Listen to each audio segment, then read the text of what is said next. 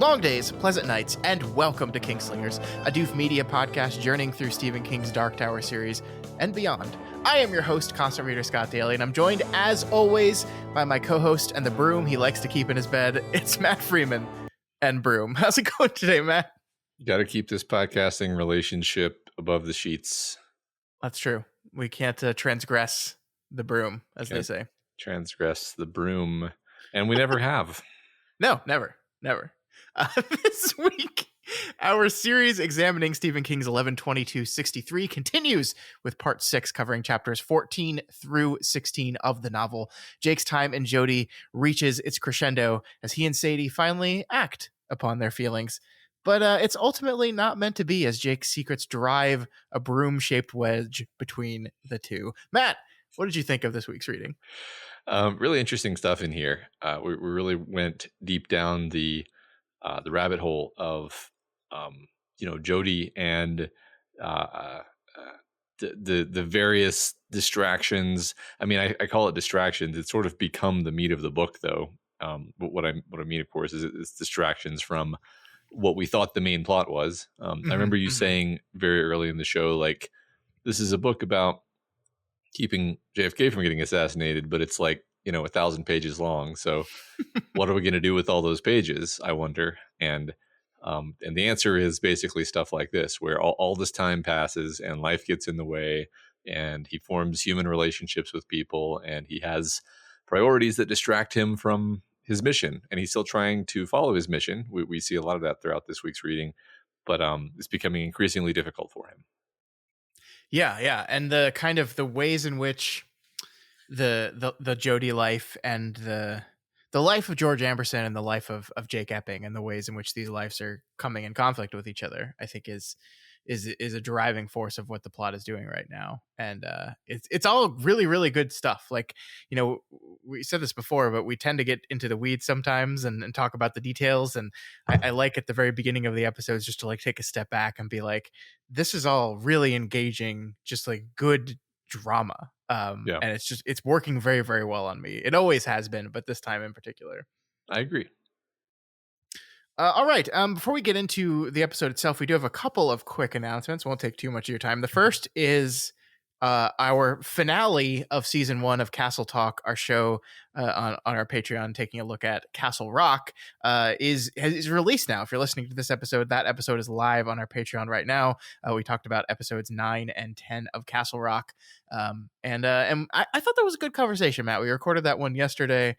It didn't go the direction I necessarily had planned for it, but it was an engaging, fun conversation about those last 2 episodes and of the first season of the show as a whole. Yeah, that's I kind of feel the same, but I see why it went the way it did. Sure, yeah. So if you were kind of waiting for us to finish the first season to check out Castle Rock, or Castle Talk rather, now is the time. So you can head on over to our Patreon, patreon.com/doofmedia. You can pledge at that $10 level or higher, and that'll unlock every single one of those 5 episodes covering that first season, as well as a bunch of other bonus podcasts. And we're not done, right? We're going to take a look at season 2 next month, so we'll begin our journey in season 2 of that show as well. So lots of great stuff for y'all out there. That's right. And also, once again, we'll beat this drum. How many more times, Matt? 4 more times, I think, because by the time this episode is released, we will be down to less than a month before our big trip to Bangor and our live show happening there on the 15th, the weekend of the 14th of June, but the live event itself will be on the 15th. Matt, as of right now, guess how many tickets we have left for this event? How many, Scott? How many? 19. So nobody else can buy a ticket. Wait, Scott, no. Please do.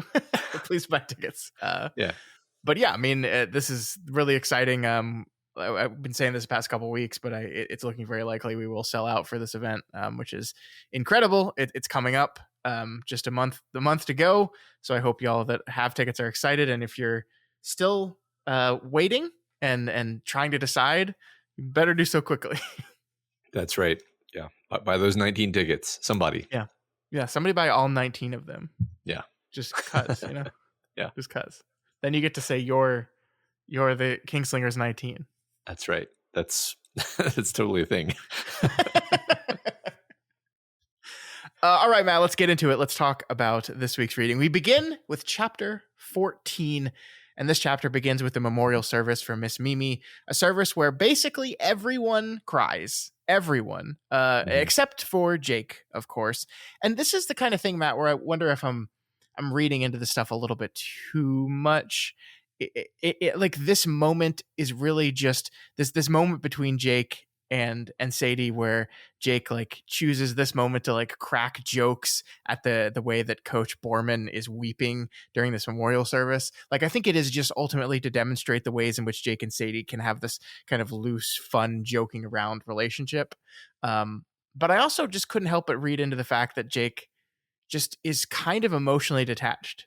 And this has been a through line from the very first words of the book. But I think there's another example of it, that like he's not only is he not crying, but he's just like, isn't it funny the way this other man is crying? I don't know. Yeah. What do you think? I agree. I think you're right that Jake is unusually dissociated from his emotions. I mean, the book opens with that line, but it's not just about him not crying. I think that is kind of a symbolic or a shorthand way of communicating the fact that he holds his emotions at arm's length much of the time. I feel like there are a lot of moments in the story where he seems very contained and non-reactive in volatile, dramatic situations that might cause a bigger reaction from most people. And I agree with you that this is gesturing at the idea that he's kind of strange in this way, right? He's not a huge weirdo, right? We've had weirder characters in our novels, obviously, but it's his characteristic. It's his central trait, actually. Yeah, and funerals are weird, right? Like funerals and memorials, like I remember the first funeral I ever went to was for my grandmother. I was in 5th grade, I think. I don't remember what age wise that evens out to. 10, I guess, 10, 9, somewhere around there. And like I just remember this feeling of, it's weird that people are like joking around and smiling and having fun with each other. Like you have this image of funerals as this entirely solemn, sad thing, and that's not really the way they are. But even still, like it seems to me that we're doing something specific and purposeful here with Jake. And I do think, to tie this into the Jake-Sadie relationship, which is kind of the main focal point of this week's reading, like it does say something to me that he is kind of this emotionally detached person, that he's not in tune with his emotions, and that like he loves Sadie, and it's very clear he loves Sadie, and he has feelings for her, but like the way in which those manifest and the choices he makes, especially like the constant conceit of these 3 chapters are everyone telling him he needs to be honest with Sadie about who he is, and him just like never doing it. Like just never. And not even, I think it's really interesting. It's not even that he doesn't even do it. He doesn't even seem to particularly be wrestling with the decision of whether to tell her or not. It's just kind of like, no, I'm not going to do that. And I think this is part of that. I think this all ties together in kind of who he is as a person. Yeah, I think there's plenty of occasion to talk about this week that it never even crosses his mind. We have full access into his thought processes, and he never even considers for a second, like, well, he doesn't even consider like telling her a partial truth. Yeah. Or making up another lie that answers some of the, yeah. He's just like, no. It's interesting because it kind of makes, maybe we can sort of bracket this and save this for later, but I was thinking about, the fact that he had this alcoholic wife and he's divorced, and how a guy who's sort of this contained and in some sense repressed is like knowing this about him now, understanding this about him, it kind of puts a different shade on knowing that he had this alcoholic wife. And like, I'm just sort of imagining a scenario where like she's just totally caught off guard by the fact that he wants a divorce because he's never expressed any disappointment or displeasure with her getting drunk all the time. Like you can sort of imagine this, right? Yeah, to be clear, she left him. She fell in love with someone at AA. Okay, but I think that is that is actually more evidence in the argument that you're trying to make here, is that like maybe he fell out of love with her or wanted out of the marriage long before she ended it, but he's just not going to like do anything about it because like he just seems like the decisions around this stuff like and maybe we're overgeneralizing, like both he and Sadie like basically get to this point of decision paralysis over, they know something has to give in this relationship of theirs, and both basically just decide to never do anything about it ever. But I say ever, and of course that's not true, because Sadie eventually gets pushed to the point where she has to, and he just never does. So maybe a similar thing happened with his ex-wife, that he was clearly unhappy in the relationship. The way he talks about her and the way he talks about her drinking problem, he talks about it as if it's a inconvenience and an annoyance, and not something he was like passionately trying to help her with. So yeah, I don't know. Like I don't want to read too much into this, but I think you're right. I think there's something there. Yeah, I think right. I agree with you. I don't want to particularly say, oh, it's definitely, this is definitely what's going on there. It was more that like seeing how he operates in this relationship was slightly changing my perception of who he was and maybe how that relationship actually went. Sure. We learned that Jake's next big play will be 12 Angry Men, but that one of his young stars, Vince Knowles, will never be alive to see it. So our classic like King foreshadowing by telling what's going to happen. Yeah. Matt, is it worth examining 12 Angry Men here, as we've done with some of the other novels and stories referenced in the book so far? I thought maybe we could just spend a brief minute or two just talking about that story and seeing if it ties into our book at all. Yeah, I think the specific way that it occurred to me is that it's about a jury deliberating on whether to convict someone of murder, specifically based on a bunch of confusing evidence that takes the whole movie to tease out, the guilt or innocence. And in fact, I think one interesting thing about the movie or play is you don't actually know whether the kid killed his father. Yeah. By the end, in fact, I think I read a take recently on Twitter of all places, where somebody said the kid totally killed his father. This is not what reasonable doubt should be used for. Which I thought was, which if you're going to have a contrarian take, sure, why not? But basically, yeah. So here we have our character Jake, who first had to convince himself that Frank was actually going to kill his family by witnessing it before taking the step of preemptively executing him.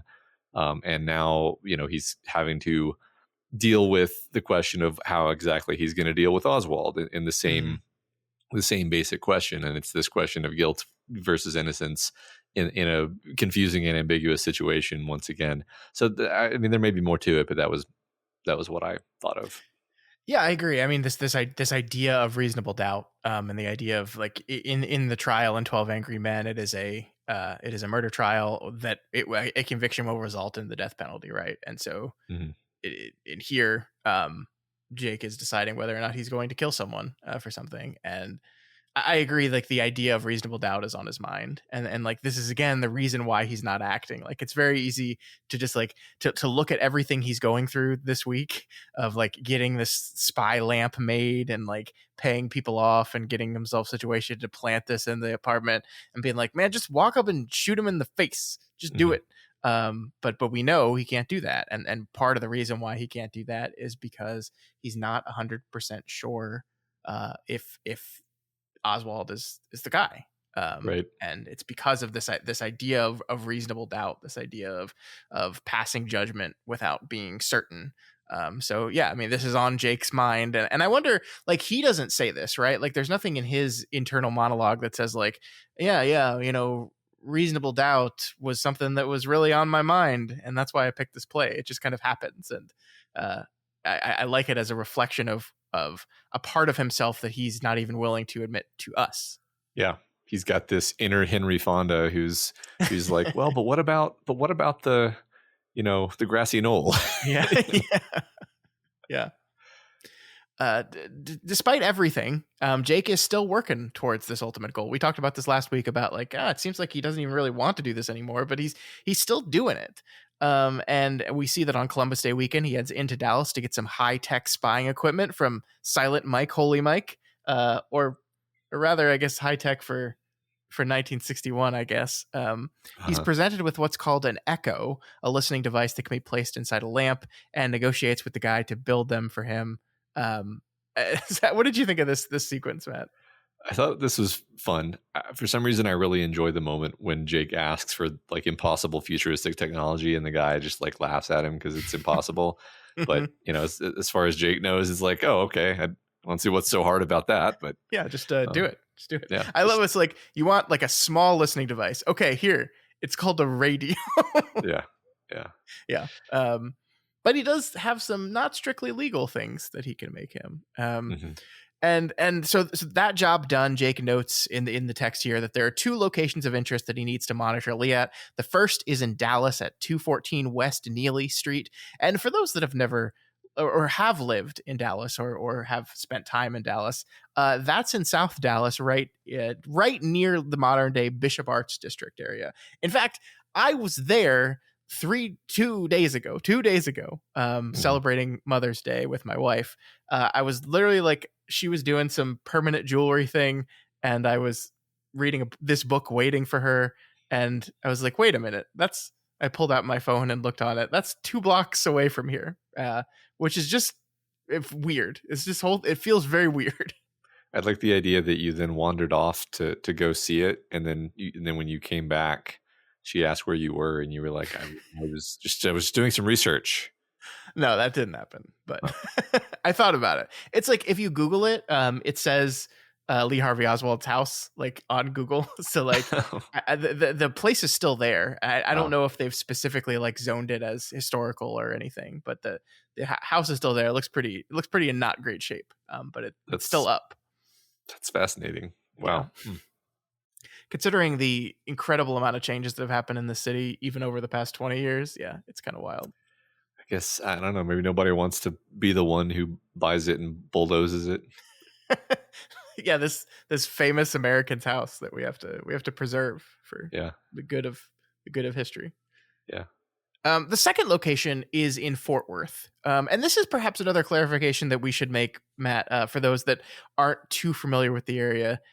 Like what DFW is when people talk about DFW, right? And maybe I'm telling people things they already know, but just operating under the assumption that not everyone knows what the Metroplex is.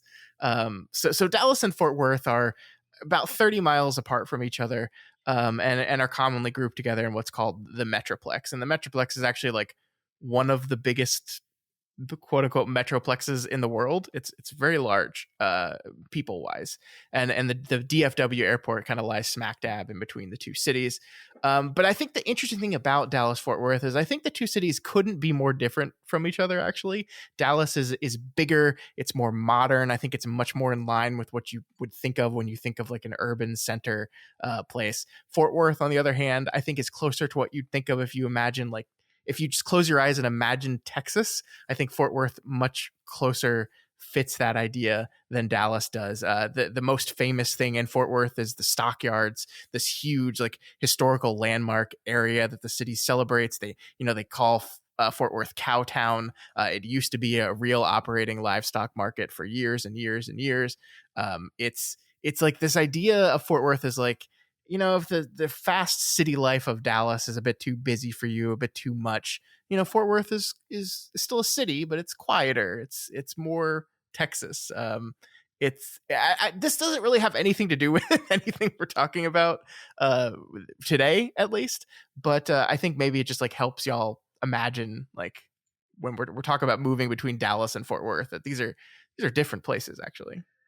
Yeah, I mean, it's one of the things that makes Dallas sort of an interesting setting. If it weren't real, then one might suspect that it were fictional. This idea where it's almost symbolic of Texas, where it's like, yes, there's this one city, but it's sort of 2 cities, and half of the city is sort of the old style, and half of the city is sort of the new, the future, right? I mean, this is a story about time travel, and you literally have a real place in Texas where it did have this sort of tension, this sort of polarity between the old ways of doing things, the old culture, um, and the new high Yeah. tech, right? I mean, we even have this polarity between like oil and gas on the one hand, and the high tech sector moving into Dallas Yep. Yep. on the other. Like it is funny to me that, again, it almost works too well to be believed. But yeah, it's true. It's true. No, I think I, obviously the reason why this book takes place in this place is because this is where the historical event happened. But like, this is probably part of the reason why the story was just so intriguing to King, is you have this very specific place that this thing happened. I wonder exactly when the idea that of Dallas as Derry and Derry as Dallas came to King, like when in the formation of the story that happened. Not sure, but really interesting ideas. Speaking Yeah. of oil and gas, though, Matt, as Jake gets out of his car, we get this line. The air stank of cracked petroleum from the direction of Odessa Midland and raw sewage much closer at hand. So this is something that you actually complained to me about outside of the show last week, and a few of our listeners brought up in last week's episode as well, as just a point of contention with King's description of the area. So again, for those that don't know the geography of Texas, Odessa Midland is about 325 miles west of Fort Worth. There's zero chance that the smell of the refineries out there would be permeating both Dallas and Fort Worth in this way. That just, it's not, it wouldn't be happening in the 60s. It's not happening now. Like this is not a gas town. It just really isn't. Right. But I I don't care, because ultimately, like, he's doing this, like, he's like, geography be damned. I want to create this image and this tone and this feeling of this place, and just the smell of gas just seems to line up perfectly with like that in my mind. Yeah, it's like Springfield. It's got a gorge and a lake and a nuclear power plant, and yeah. No, it's. I mean, I totally agree, right? Like I think there's even a bit where he references like you could smell the natural gas, and I'm immediately like, you can't smell natural gas. You have to, they add sulfur compounds to it so you can smell it. You can't like. But anyway, yes, you're right. He wants to convey the sense of this being a polluted, unpleasant shithole, so he takes liberties. I mean, like you said, that the refineries in Texas are really on the coast anyway. They're not really. I mean, there are some in the interior. I mean, stuff obviously does happen in Midland, right? Like there is stuff there, but yeah, it's way too far west. Like Texas is really big, y'all. It's really big. So yeah, it's not like a singular place at all. It's not a singular place, which is the only reason that I don't get too offended when King starts taking these swings at Dallas, because I'm like, well, Dallas is just a one of many one of several large cities in Texas. So sure, fine. Yeah. Speaking of the description of this place, though, as Jake approaches Lee's future residence, we get this writing here that I'm fascinated and in love with how he uses words here. Women were hanging clothes on rusty whirligigs. They were all wearing smocks that had probably been purchased at Czar's or Mammoth Mart, and they all appeared to be pregnant. A filthy little boy and an equally filthy little girl stood on cracked clay driveway and watched me go by. They were holding hands and looked too much alike not to be twins. The boy, naked except for a single sock, was holding a cat pistol. The girl was wearing a saggy diaper below a Mickey Mouse Club t-shirt. She was clutching a plastic baby doll as filthy as she was. Two bare-chested men were throwing a football back and forth between their respective yards, both of them with cigarettes hanging from the corners of their mouths. Beyond them, a rooster and two bedraggled chickens pecked in the dust near a scrawny dog that was either sleeping or dead. Jesus Christ. It's not the best part of town. Yeah. I mean, it is funny to me, like, he was trying to make Derry seem miserable, but this is actually way further along the axis of like, holy crap, what a shithole. It's kind of great. I wonder, like, is this true? I guess I was just wondering, like, is it true that the place where Lee Harvey Oswald just happened to move into was just like the worst part of America? um, and and if not, I mean, I guess it's like if so, that's interesting. Like that, it's like I don't like why like why did he move to this place out of all the places that a man could move after returning to the U.S. from the Soviet Union, and then if it's not true, I guess it's actually easier to answer if it's not true because it's just like, well, he wanted to make it seem like it was sort of an evil place and it attracted his evil in a sort of Salem's Lot fashion. Um, Yeah, I mean, he was poor. Like, I mean, like, I don't want to oversimplify things, but he was pretty poor, and like I think one of the things that I think is worth talking about is the ways in which we're getting comparisons between Jodie and Dallas and Fort Worth, and this idea that we saw from the very beginning of the book of the kind of nostalgic glorification of the past as this place where everything was better, and simpler and cheaper and nicer and friendlier, right? And that's just not true, right? And even in Dallas, when he finds this terrible place, he retreats to this protective bubble of Jodie, the perfect city. But he's continually having to return to this place where things are not going well. This is a poor place where that is not very well maintained. These people don't have a lot of money. They're suffering. And things are not going well. And mhm. I mean, we're going to talk about this more with our character Ivy Templeton later, but I really think this is a really interesting kind of slice of America here. Yeah. Yeah, I guess you're right. It's not like it's some huge mystery that demands to be answered. I was just kind of curious as to whether it was true or not fundamentally. Yeah, I mean, I don't know. There's a lot of rough areas of my city, like Mhm. even today, like the South Dallas area is not is like we talked last week about Greenville Avenue, which is seen as this pretty rough place in the 60s, has been completely gentrified in my time period. South Dallas, uh parts of it are that's happening and they're just taking it over and putting in Starbucks. Parts of it not. And I think this is true of any city, but it's definitely I have personal experience with it in Dallas. Yeah. Okay, cool. So yeah, so speaking of this place, we meet Ivy Templeton and her daughter, the current residents of the house that Lee Harvey Oswald and his wife will eventually reside. And Matt Templeton, as in Al Templeton. Mhm. Um, I've been I've been specifically trying not to point these things out as they come, Matt, because like I want either you to point them out to me or wait just for the book to point them out. But like this kind of the past harmonizes idea that we've been told is true everywhere. Like last week we didn't talk about it, but we had Mimi Cochran, who shares a last name with Eddie, and his kid brother Dorsey, who was the kid who was brutally murdered by the recoilless hammer back in Derry.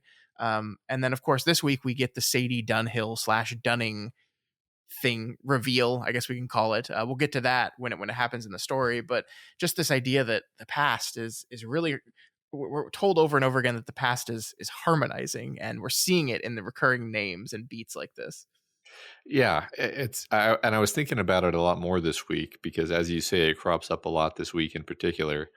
And what I was trying to basically decide, like, is he doing something above and beyond what he normally does with the concept of Ka and 19 and so forth when it comes to this book specifically? Because he likes to do these Mm-hmm. synchronicities in all of his books, not literally all of his books, but there was kind of a point when he started doing it, I feel like, and then he just decided he liked it, and then he kept doing it, where it was his way of drawing attention to things or making things feel eerie and uncanny and magical. Would be to say like, oh, and they had the same name, or they look, they were the spitting image of this other character, um, I guess I'm just fundamentally not sure if we're just doing that thing again, where we can just be like, yeah, it's Ka.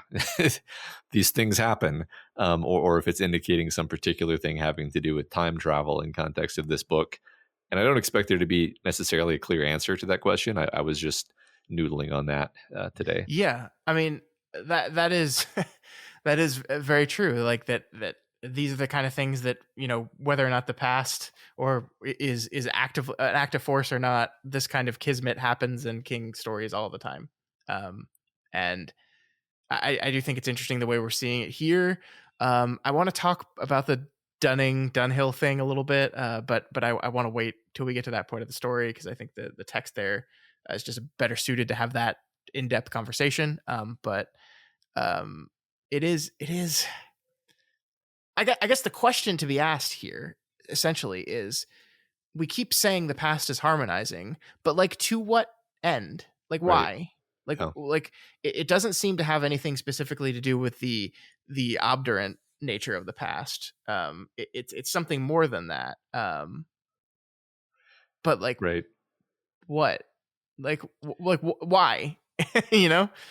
Yeah, that's exactly what I mean. Is it just that King likes to do this because he has before, right? He has Uh-huh. like is there a reason why the same names and characters and so forth pop up between different Dark Tower books, Yeah. other than just like, well, it's a kind of a cool storytelling motif. And I mean, I guess in the Dark Tower specifically, it has to do with the idea of cycles being difficult to escape, and so things will return and return and return in different ways and in different guises, but they will always return.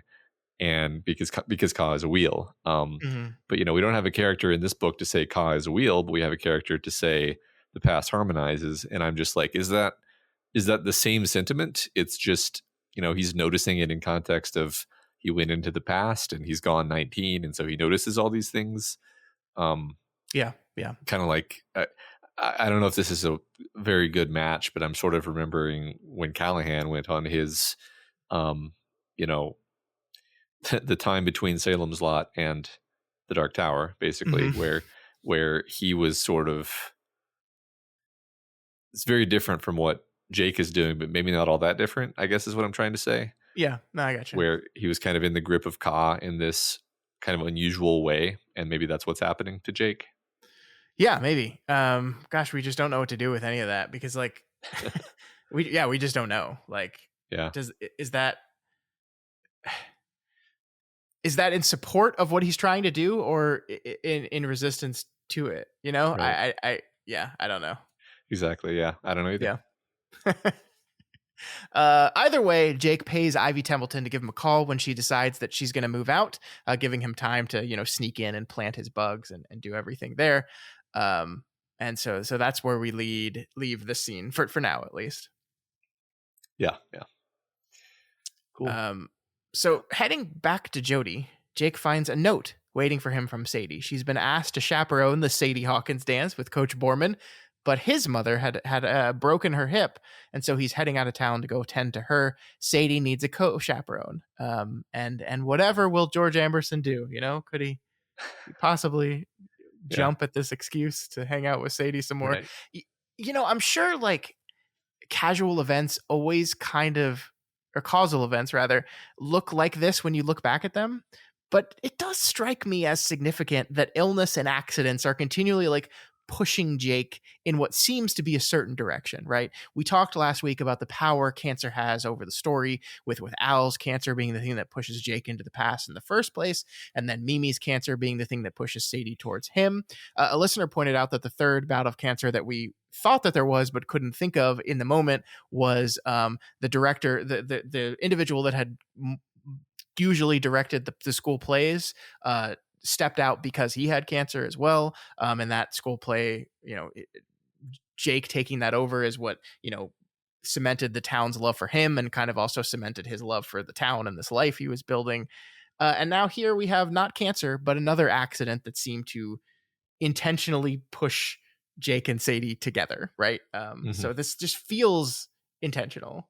Feels intentional, and I think, like you said a minute ago, it's very difficult to determine in what direction it is Yeah. intentional, right? Mm-hmm. Because it could be so. We'll never know whether these were accidents or mishaps or illnesses that would have happened anyway without Jake's presence, Mm-hmm. or they Mm-hmm. were accidents or mishaps caused directly by Jake's presence, like the butterfly effect. Less likely in the case of cancer, but I suppose possible.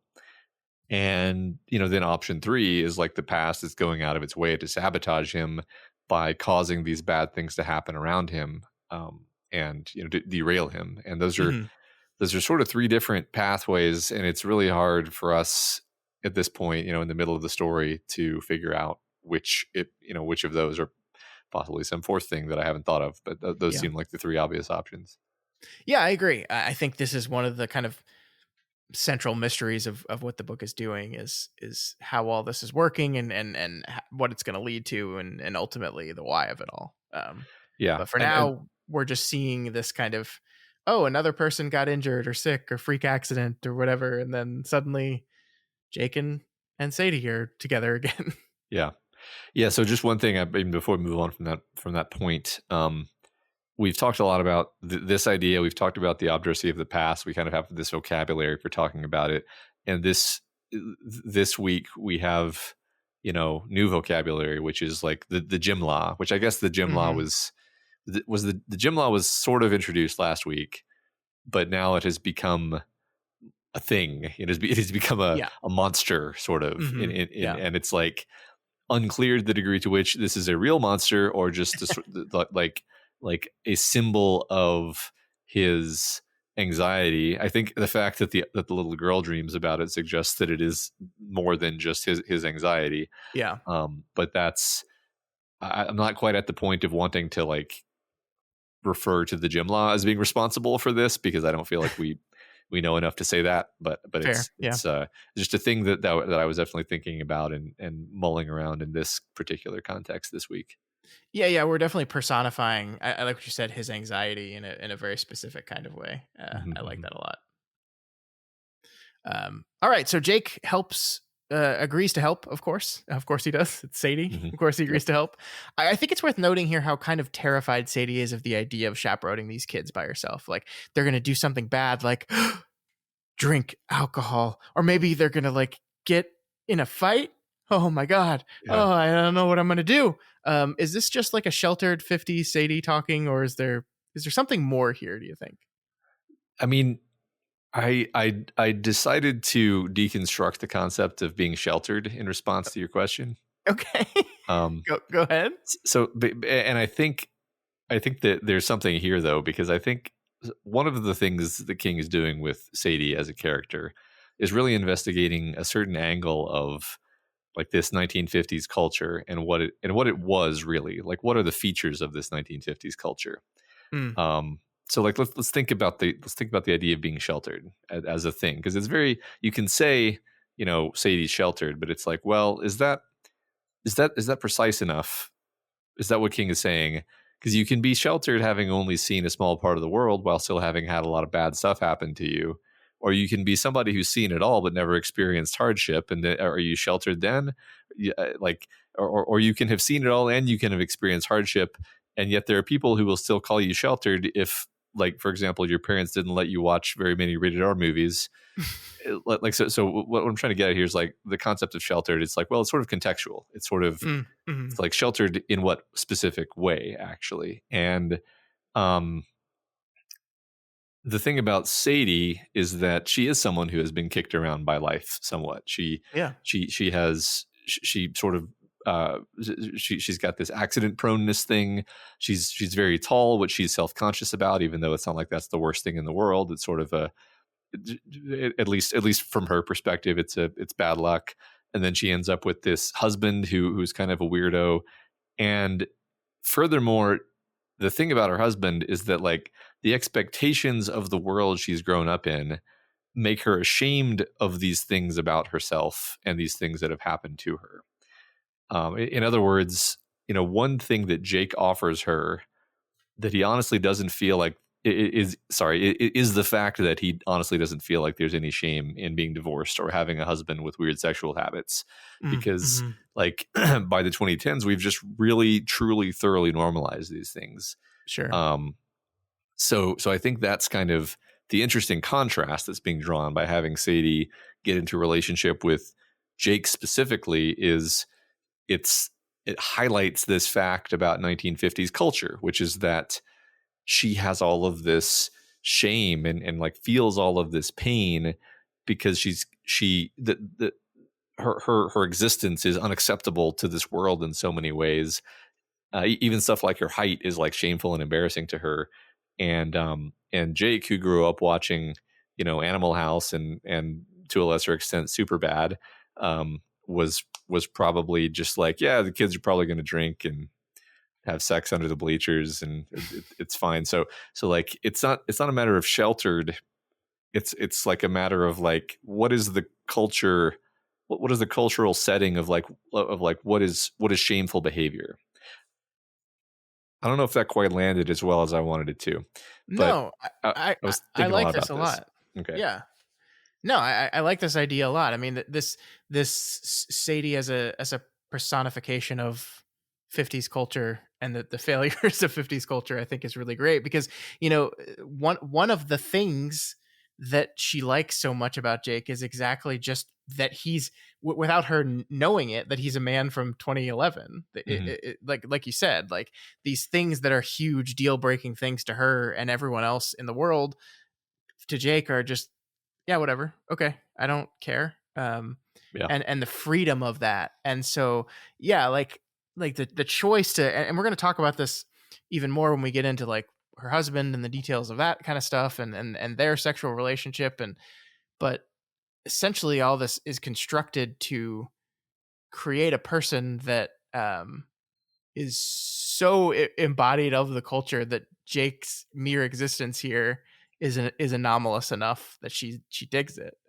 Yeah. And kind of the story of their relationship is that eventually not being enough for her anymore, Mm-hmm. which makes a lot of sense. No, Yeah, I I like think that's one of the like really I don't know, insidious things about culture is that you can be a victim of a culture and yet you are also replicating and reenacting that culture, yeah, right? yeah. And I think that this is a perfect example where Sadie is sort of an abuse victim of the 1950s cultural context, but Mm-hmm. that doesn't mean that she's able to just like shake it off and suddenly become enlightened. Yeah. She Mm-hmm. still gets freaked out when he starts singing, ribald songs later in the story, right? So Yeah. it's That's fair. yeah, I guess the only thing I'd say about that is I think her freak out was less like that the song said dirty things in it, and more like, yeah, where the fuck did that come from, and who the right. fuck are you? Like, This is as weird. just Yeah, a yeah, specific straw that breaks the camel's back on I can't put up with this ridiculousness anymore. But no, I see your yes, point. You can be when we're talking about culture, you can be a victim while also still perpetuating the thing that's leading to your victimhood. right. I'm talking about culture specifically there. Please don't misconstrue that as leading into other kinds of abuse. That's not what I'm saying at all. Yeah, But yeah, I agree. I like that. I think that was sort of a digression, but an interesting enough one for really defining who this character is and what she's going through. And I think it helps me. I kind of process some of the parts about her relationship with Jake that I didn't love. We'll get to that in a sec here. But no, I like that. yeah. Just one final remark there is like Sadie is such an interesting sort of intrusion into this story about a man trying to save JFK that it really demands that you consider like what who is this character? What are we doing with this character? This is a big important character in the story, Yeah. and I think a really interesting character and in many ways an unusual character for Stephen King. Mm-hmm. So I really felt like it was necessary to think about this question, and we'll continue to do so, I think. Yeah. No, that's great. I agree. So I'm wondering if you felt the same way about this whole student dance thing that I did. There's just something so archetypal about it all, like it's the high school dance in the 50s, early 60s. It's like, how many movies have been made about this very specific thing, and like the chaperone walking around separating two teenagers making out, the catching of people in the parking lot drinking, and chastising them for it. It's all just so Americana, I feel. Hmm. And Yeah, I don't know, I liked it. I liked it a lot. I did too. It was fun. I mean, it's actually sort of pleasant to have only this to worry about, right? And you can relate to Yeah. Jake finding it pleasant after coming from 2011 cultural context. Like Yeah. this is the worst he has to deal with. It's actually just fun.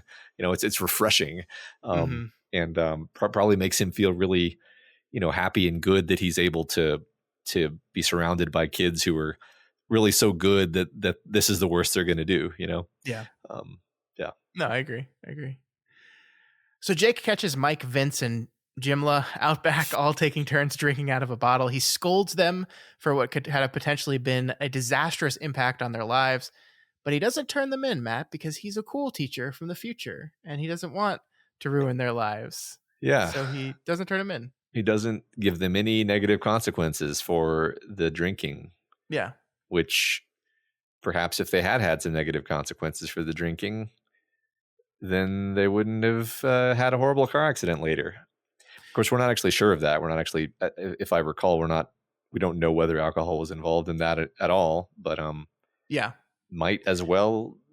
I feel like it probably was. I'm just going to say I feel like it probably was.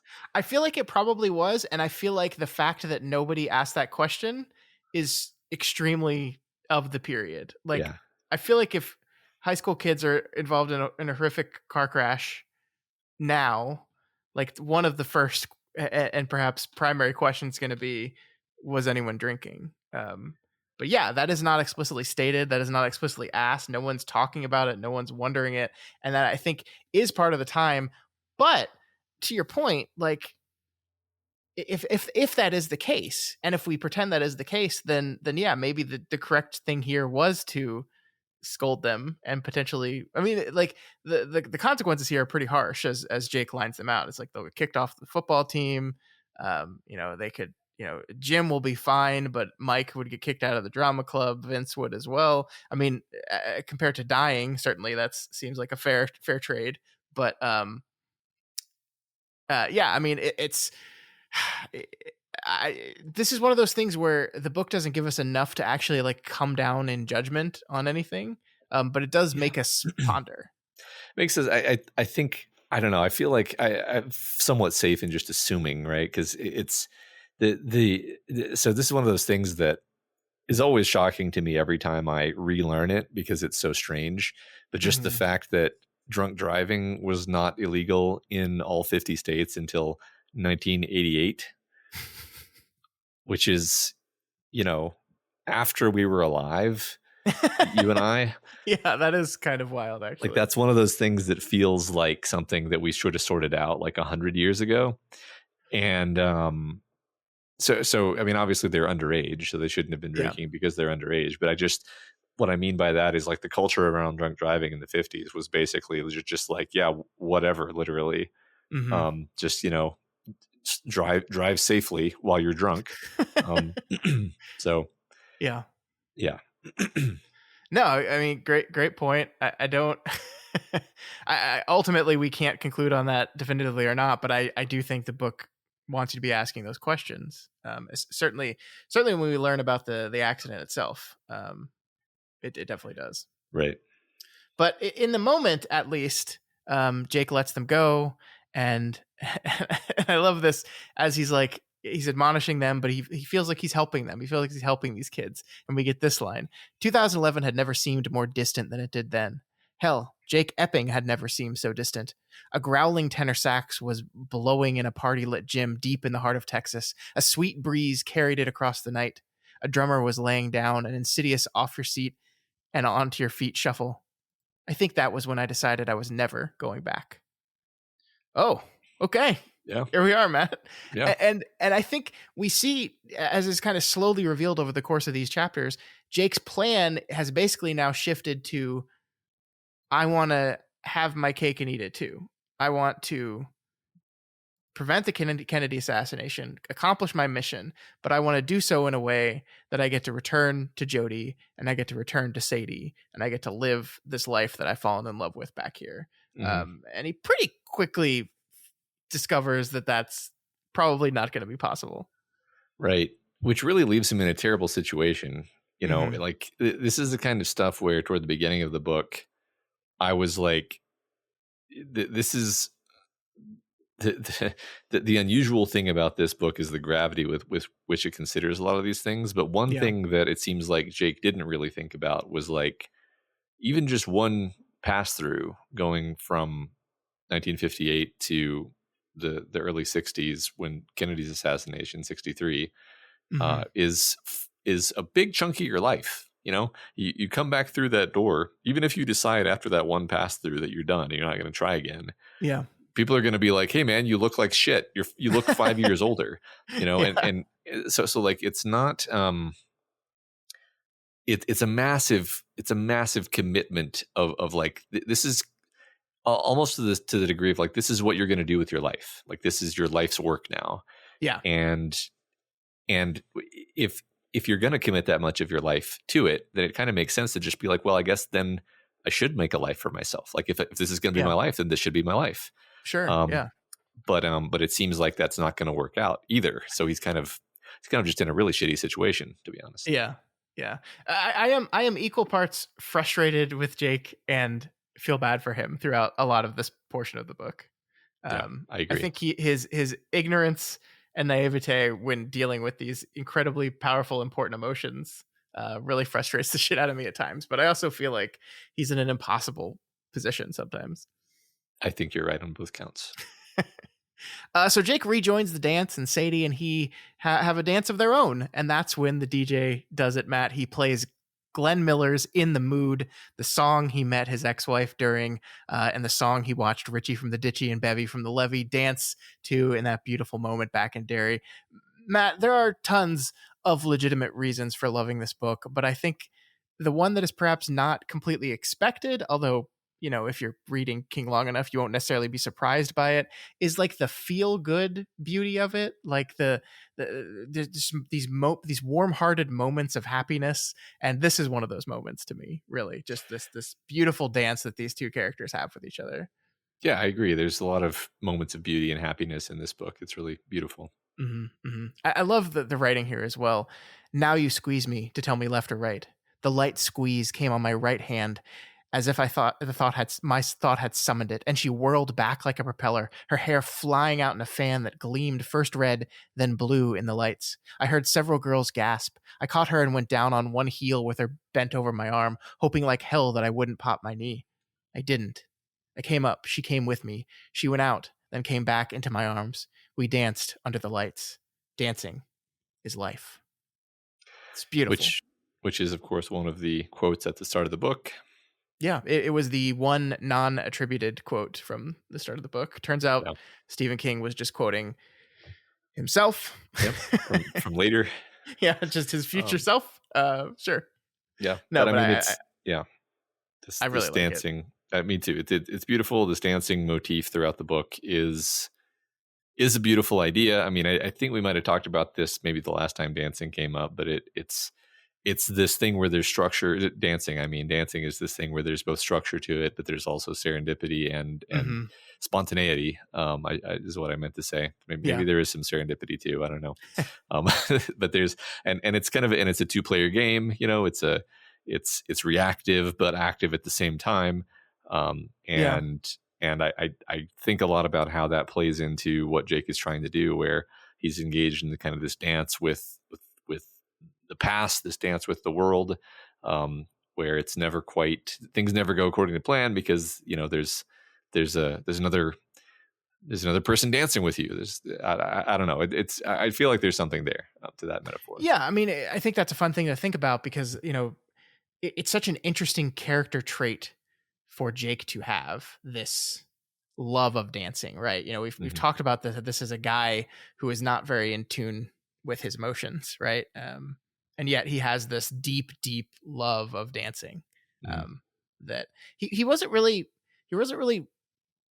like forthwith about when we first met him, right? Like this is something that like quietly revealed itself over the course of the book. He doesn't really talk about him. It's like, oh yeah, no, actually I met my wife dancing. And dancing is incredibly important to me. So it's interesting for sure. So it calls attention to itself in this way. Yeah, it is. Yeah. So Jake takes Sadie home, and continuing the long tradition of archetypal student dances, there's some heavy making out in the car. But Sadie stops it before getting too far, saying that despite being married for years, she's still a virgin. She calls him as soon as she gets home and tries to explain a bit more about why this is happening, and then asks him to come over the following day with some condoms, which is very important, Matt, because if you go back in the past and make a baby, you could get into a real I am my own grandpa situation here. Yeah. I mean, even if you don't get into my own grandpa situation, you have now created a person who, if you ever go back through that doorway, is going to, well, I guess they'll still exist unless you go through the doorway twice. But yeah, it really limits your options. Sure. And I mean, just to be less, mechanical about it, like, yeah, you're really permanently staying in the past now. You got to make this work. And maybe abandon your plan to stop Oswald, right? Yeah. It becomes a lot more dire. Anyway, the consequentiality, I think, is what's coming to the fore here. But I mean, another thing, like yes, the consequentiality is very high, but I still don't think Jake is thinking about all of the consequentiality of the decisions he's making here. I think he's too horny and in love in equal parts to really be thinking about the consequences of falling in love with this woman from either side, right? Like there are consequences to her for falling in love with this man who's going to Yeah. disappear, and there are consequences to him that now he's going to be a lot more hesitant to make decisions that he would need to make to complete his mission. And Yeah. just overall, he's not thinking about this at all. he's Yeah. just he's just going for it. No, you're so right. He's just, there is no consideration of, oh, this is dangerous. This is, I shouldn't, I can't get too comfortable here. Like he has a thought at the end of our last chapter of the week is like, oh, I really can't get too comfortable in my life and Jodie. And it's like too fucking late, buddy. Like Yeah. you're too late. You've already made those choices and you weren't even paying attention to the fact that you made them. Yeah. Well said. Yeah. Yeah. So yeah, that basically that is the end of our chapter of the promise of and hope of Jake getting lucky. I just want to point out that I appreciate the line "blue ball scuttle" as he walks out of his car and into his home. Thank you, Mr. King, for that turn of phrase. I appreciate that. Yeah, King is very interested in portraying all these early relationship dynamics in this book. Yeah. So we begin chapter 15 with Jake going on the all important condom trip. Matt, you know that embarrassment you felt when you were like a young man having to buy some condoms and just terrified that everyone in the store is looking at you and judging you and thinking about what you're doing and noticing it. This is like that, only they're actually doing it all. Yeah. Everyone is doing that. So he has to drive all the way to fucking Colleen to just buy some condoms. Now, it's difficult to tell how far away Colleen is from where they are because they're in a fake town that doesn't exist. But let's just assume it's annoyingly far just to buy some condoms. Yeah. And the cashier actually comments on it, right? So it's clearly a different time. I always, cashier's ability to become willfully blind in that moment has always impressed me. Yeah. Which now we have self-checkout. Anyway, it was a different time. It was. I do think there's a thing that's particularly like school teacher of this, though. My wife is a principal, was a teacher, and I do remember having like conversations where we'd like, let's go to the store and get some food or something, and she'd be like, we can't go to that store, it's too close to the school. Some of my kids and parents might be there, and it's like, it's not like because we're doing anything shady or anything. It's just like I'm in gym shorts, my hair is messy, and like I don't want to see like the kids that I'm responsible for taking care of like just out and about, not looking my sharpest or most professional. And so there is a thing. This is that to like the a millionth degree, right? Yeah, but there is a right. thing with that of the perception of you are the teacher, you are out, you're living your life, and people are seeing that and judging you as like, oh, this is the person taking care of my children, and she's buying a bottle of wine on a Saturday. What? Yeah. That still exists even today, I think. But I think this is ridiculous. I think it takes the choice of making our protagonist the school teacher and makes it feel even more significant and meaningful because this takes everything about the 1950s culture that we've been talking about this episode, and it's sort of judginess and invasiveness and repression, and it amplifies it like tenfold because, like you just said, the keeping up appearances is not just for you. It's like the whole the standard you're held to as a teacher is so much higher than the standard even just the average man or woman in the society would be Yeah. held to. Oh, for So sure, for sure. And I mean, some of the stuff is just like annoyingly ridiculous still, though. Like the idea that he can't leave his car at her house too late at night because, people will be judging them for that. Despite right, knowing what they're doing anyway, it's like if you can keep up the perception of not doing anything quote unquote wrong, then it's all okay. yeah, It's ridiculous, and annoying, and I'm so glad it's not 1961 anymore, Matt. me too, me too. So Everything's glad. everything. I'm glad we solved ethics and everything is perfect now. Yeah. Okay. Touche. We still have our own problems, but I'm glad we don't have some of those problems anymore. I agree. I agree. I feel like this has even changed since we were kids in Yeah. interesting No, I ways. agree with that. Not Yeah. necessarily in the same direction either, but that's No, a whole true. That's true. tangent. Yeah. He also buys pound cake as you do, and heads to Sadie's. I don't think we need to get into too much detail here, Matt, because I'm still informed by the puritanical American upbringing that I have, and talking about sex into a microphone makes me feel awkward. But I guess we could say loosely that this is a well-written humping scene. Like Uh-huh. I think King is sometimes awkward with how he writes this stuff, but this is mostly fine. I think yelling "Oh sugar" when you're orgasming is like a bit silly, but who am I to Yeah. judge? Yeah, Whatever. she's Texan, Scott. Um, I honestly found this stuff to be like the most mature and honest and almost like procedural sexual content in any King book that we've read. And I think it's because this is a topic he's actually interested in specifically in this book. It's not that this is not written to be titillating, but I don't think it's primarily written to be titillating. No. I think he's examining it. I think he's examining like the shift in sexual norms across time and what that means for these two characters. And I think to do that, you have to be fairly explicit about it. And we spend quite a bit of time on it, and more time than you would spend on it if it was just like, you know, let's get a good sex scene in so that we can move on. It's like, no, this is like the sexual element of their relationship is an element of the plot. Mm-hmm, It's mm-hmm. not just a you know side note, right? Yeah. Yeah. No, I think that's fair. I guess the part of this I do find a bit silly, despite really enjoying Sadie and her relationship with Jake, is the whole like virginal part of it. Like, so we're gonna talk about Sadie's husband in a bit and the weird shit we got going on there, and I don't mind that per se.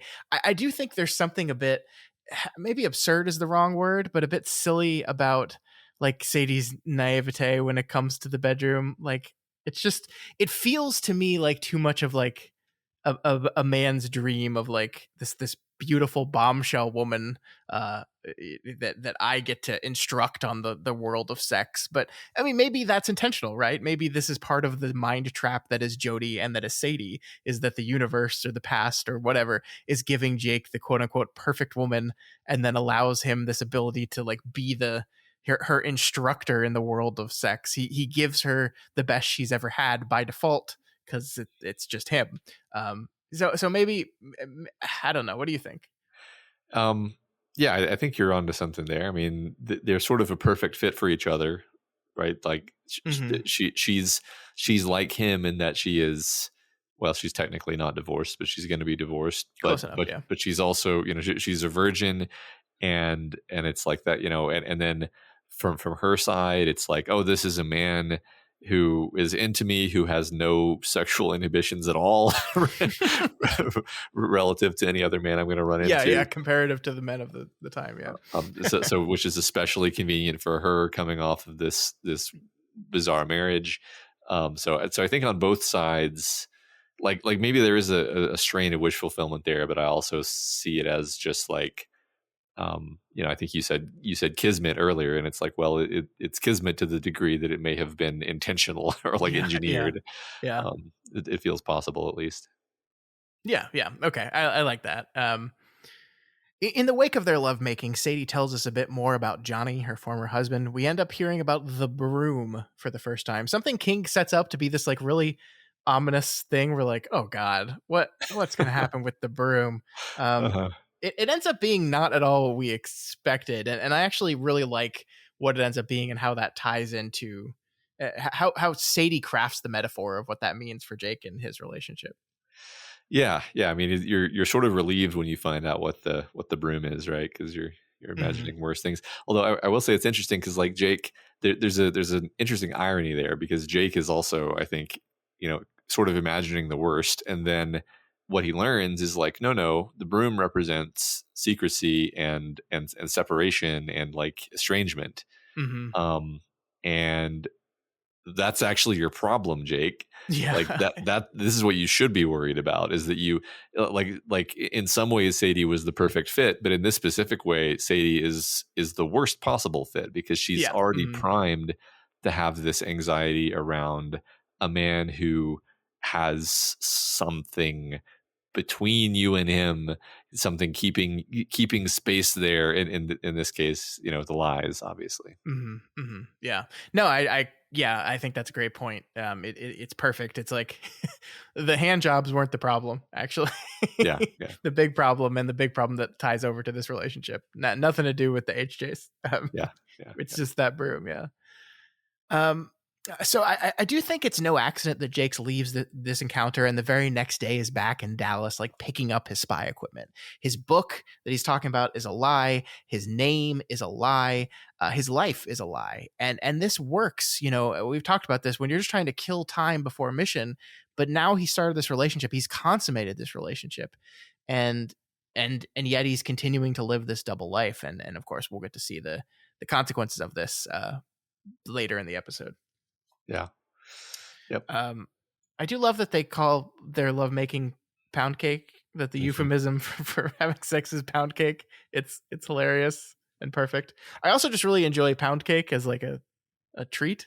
Uh-huh. Enjoy it. It's very good. It's Yeah. so bad for you. How much butter is in pound cake? Like a pound? Is that why it's called pound cake? Because it's a pound of butter? It might be. Yeah, I like it. It's the closest you can. It's like the most buttery kind of bread like thing possible before it ceases to be bread anymore and just becomes Yes. butter.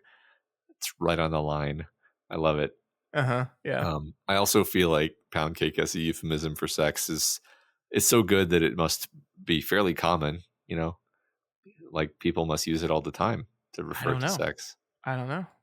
I can say honestly that I have never done that. But that doesn't mean that it doesn't exist. You're Yeah, right. I'm sure someone out there has. I mean, I just think it's funny how um, I feel like this. Does the book explicitly say that it was Sadie who suggested this euphemism? I Because think yeah. She's the one that like sends him a note that oh yeah, says, yeah, I'll have more pound cake if you'd yeah. like some. Yeah. I guess I just like to draw attention to the fact that like textually, Jake has this unusually foul sense of humor for the time period, right? And which I think she enjoys, which is like good for their relationship, but like she's just like always so shocked and scandalized by the things he says, which are just like normal sort of sexual innuendo and jokes that people would make in our in our time. Hmm. um Hmm. well Yeah. I No, think like yeah. it's great. It's great. Like this is to get to what we're going to talk about in a bit. Like this is it's ironic that the things that most attract her about him um are also the things that eventually lead to her, hating him in a lot of ways. Yeah, yeah, I agree. I agree. I just really enjoy the idea that like the shift in sense of humor over time is something that the book explicitly points out and makes a point of. Yeah. Yeah. So Sadie and Jake's relationship continues to grow as they sneak around town, only making love in the afternoons because can't see his car in front of her house. That would be scandalous. And that is, of course, until Deke Simmons comes at the request of the current principal and tells him about the Candlewood Bungalows, a discreet hotel run by two gay men where they could go overnight to avoid prying eyes. Um, it's just the perfect like to sneak off to a hotel to have Yeah, relations with the girl you're dating. It's yeah. awesome. Love it. Deke, 1961. Gotta I love it. know, isn't Deke such a surprising little side character? Yeah, yeah, I he is.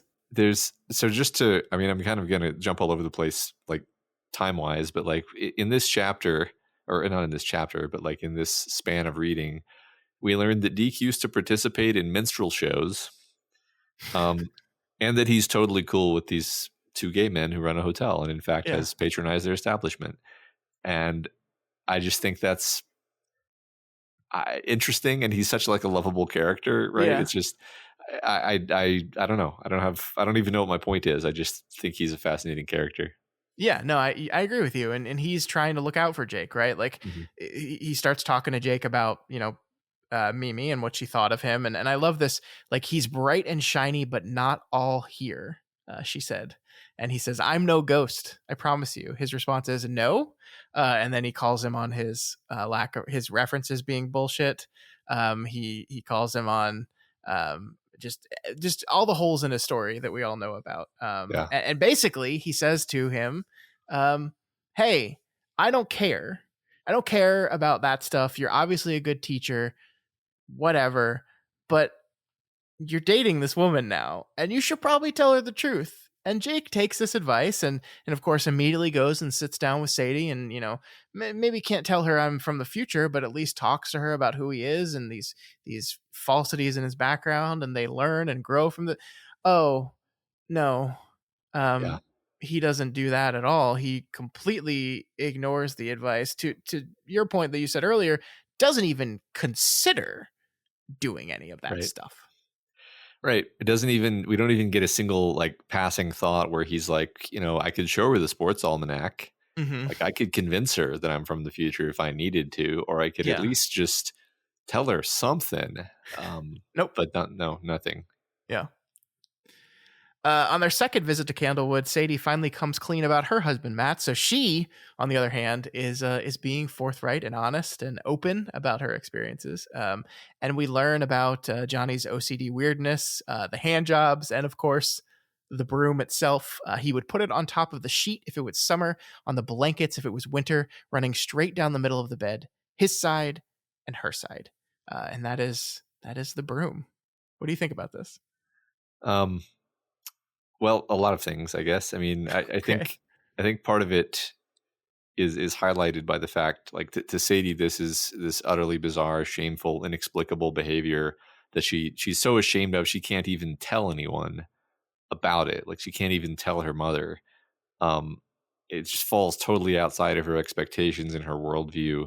Mm-hmm. This is goes back to what we were saying about the 1950s culture. Um, and but like to Jake's just like, oh, your husband had OCD. Okay, yeah, it's a syndrome. It's just OCD.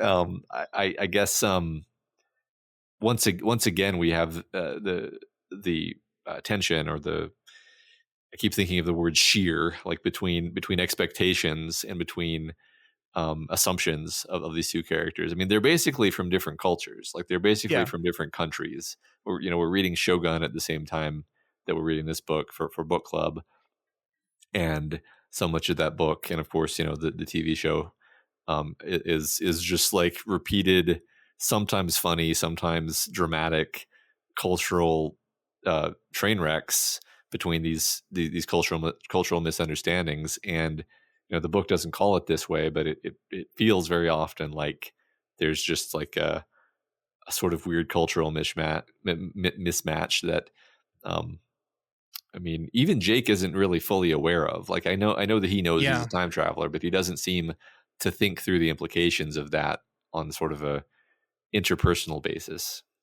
No, So I think that's totally correct. It is just like his ignorance towards the weird things that he says all the time, mhm, the way that he acts sometimes, and the way that people must see him. Even the idea that we just talked about of Mimi saying you're bright and shiny, but not all here, and he's just like, I'm no ghost, I promise you. It's just whatever. Like he's mhm. just like you're an alien. You are an alien. Like the constant, like I think she said you're from like God, which movie was it? One of the alien invasion films. Mimi said from the day the earth stood still or something like that, and he gets constantly compared to like just someone from somewhere place completely else from a whole nother world, and that's because he is. So he's not doing a very good job at hiding this at all, and Yeah.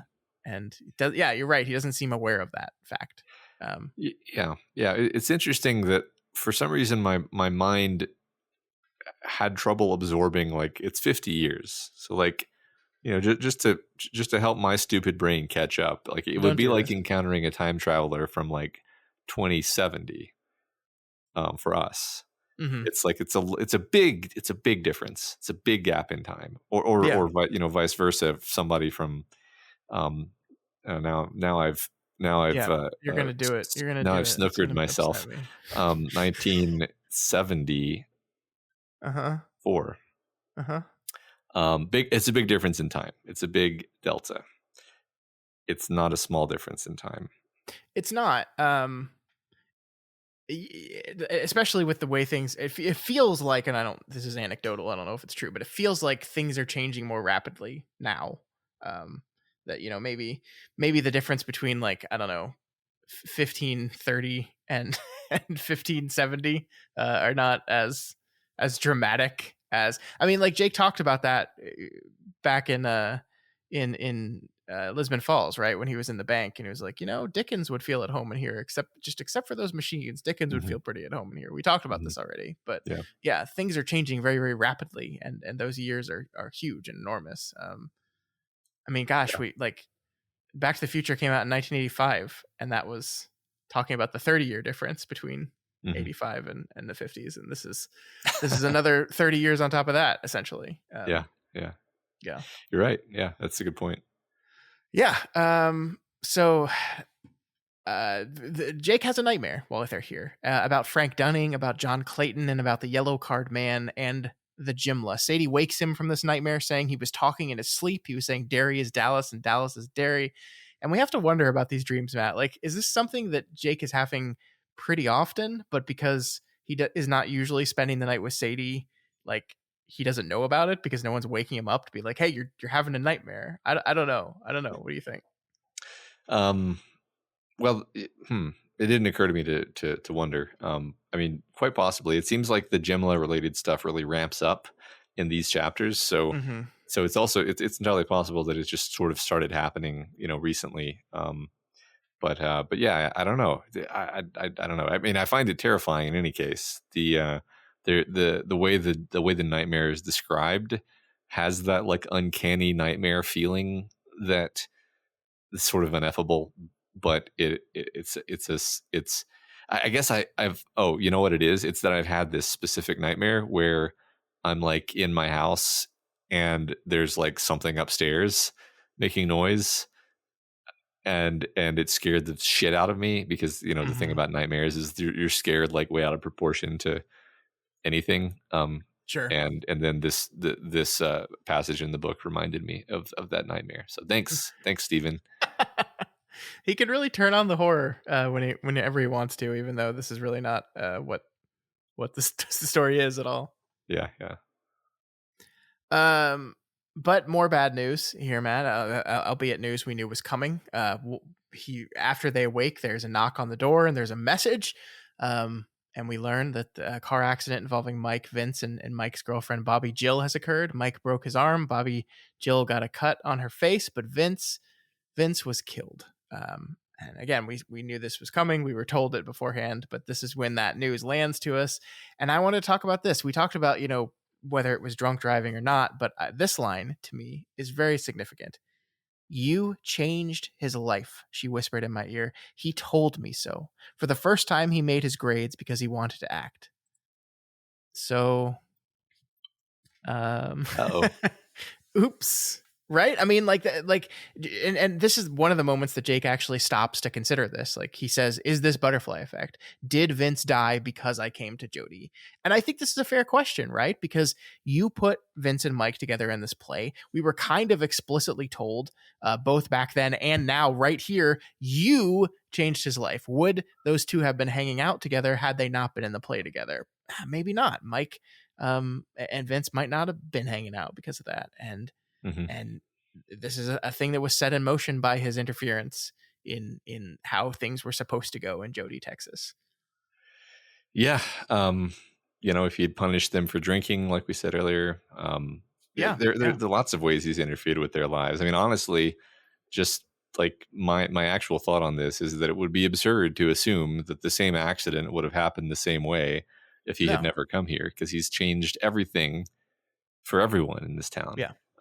So sorry to say it, but of course he's responsible for this. Yeah, yeah. I mean, you're right, and like this is the problem with changing the past, right? This is like in your efforts to change the past, you are to change one thing about the past, you are changing everything about the past. Like butterfly effect says that Jesus Christ, like maybe the fact that Vince dies means that John F. Kennedy doesn't get assassinated, right? Like Mhm.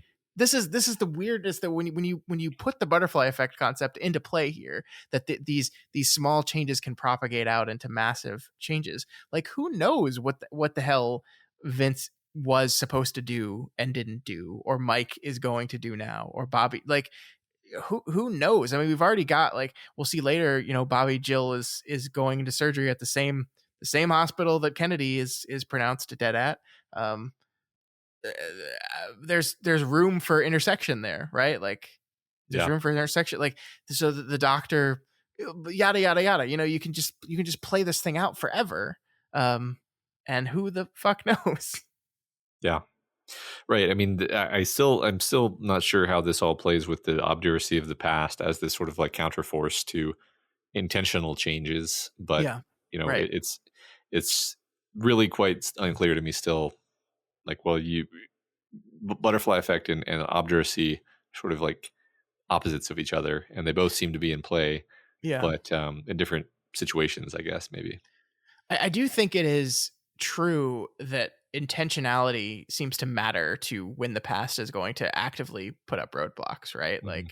Like if you wake up today saying I am going to change this, then you will find all these kind of supernatural resistances to that idea. But if you're just like carrying on with your day in the past, there doesn't seem to be that much of that. I think the greatest example of this is Jake visits the cemetery twice in Derry. The first time just to scope it out. He's not going to change anything, but of course, just like butterfly effect says, your general presence there is going to change everything. The second he is there with the mission to kill Frank Dunning, and all of a sudden there's all these roadblocks in his way, right? So, like, it seems like intent is the triggering event here. Yeah, I think makes a lot of sense. I agree. Mm-hmm. All right. So at Vince's funeral, while everyone around him cries, Jake doesn't, of course. Instead, he's thinking about home, the concept of home. And this is like a really, really beautiful couple of paragraphs King writes about like Jake defining home. Here's home: the smell of the sage and the way the hills flush orange with Indian blanket in the summer, the faint taste of tobacco on Sadie's tongue. Like he goes down this whole thing, and Jodie is home. People saying howdy on the street, people giving me away from their cars. It finishes with this part that I find just the most beautiful. Home is watching the moon rise over the open, sleeping land, and having someone you can call to the window so you can look together. Home is where you dance with others, and dancing is life. I don't know, like this rumination on home, I think, is really fascinating because that Jake feels at home here. He says specifically, "I didn't feel at home in Derry." He doesn't say, "I didn't feel at home in my true home in 2011 in the present." But it doesn't seem like he does, right? Like he doesn't feel like at home in this place because he's defining home here as uh with someone, like being in Hmm. love, being with someone, having a person, a partner in your life. And he didn't have that back in Lisbon Falls, or if he did and he lost it. But he has it now, and so this is home to him now. Yeah, I agree with that 100%. He didn't feel any of these things back home in the future. Yeah. Back home at home. Yeah. Yeah. But despite being home, Jake still feels like he has to do this job, right? He's still going forward with this whole thing. And when Ivy Templeton calls him, letting him know that she's moving out of Lee's future apartment, he's got to go back to it once again. Matt, we learned that Ivy's husband has broken his back and will never walk again. It was a freak accident while he was on the job. Ivy Templeton's troubles here don't actually matter to the plot of the book. But I appreciate the King is taking the time to paint this picture. And this is something I was trying to introduce with our talk about the place, this rundown part of town. But I wonder if we could expand on this a little bit further. Like, I think we see Jodie as this place of like perfect Americana, right? Where even it's not a place without tragedy. Like Vince died, but even in this place, the tragedies that happen here happen in a very like melodramatic way, like it's a story almost. It's like, oh, this horrible tragedy of this person in the prime of their youth cut down, and then like the story of the town rallying together around the survivors of this thing, and it's this beautiful like pat story about community and togetherness.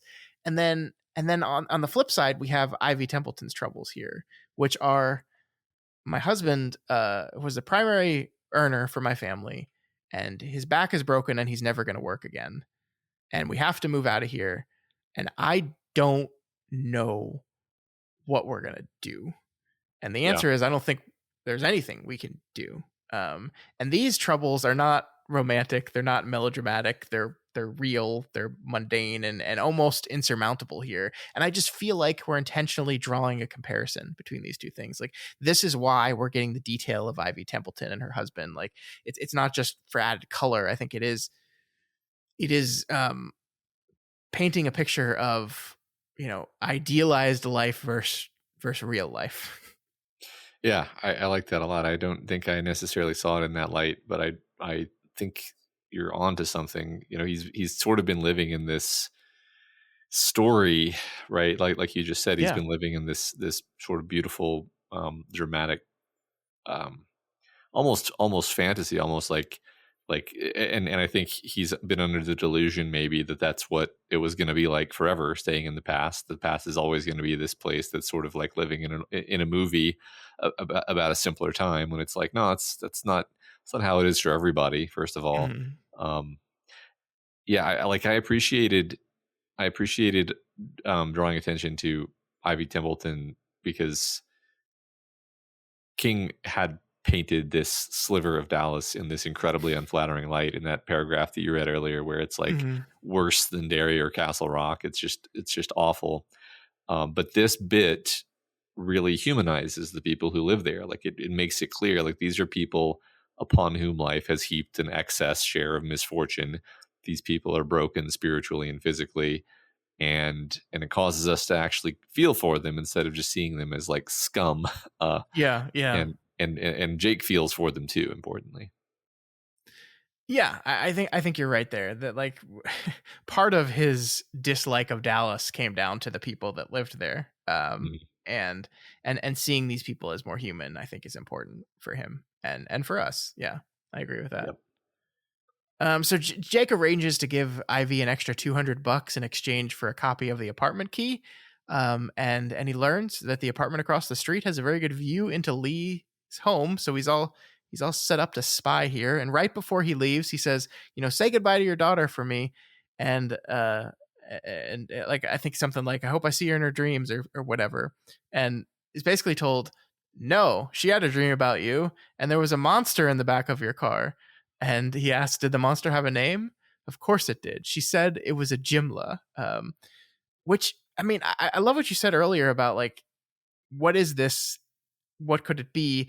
And I love the interpretation that this is just like Jake's paranoia being personified. But then, the wrinkle of this little girl seemingly feeling something, getting a vibe from him in some way about this monster. I think is really great. Well, the thing that I love about the Jimla question is it could be, the past. It could be a personification of the past fighting against him, but it could just as easily be like like Jake. It could be Jake. It could be Yeah.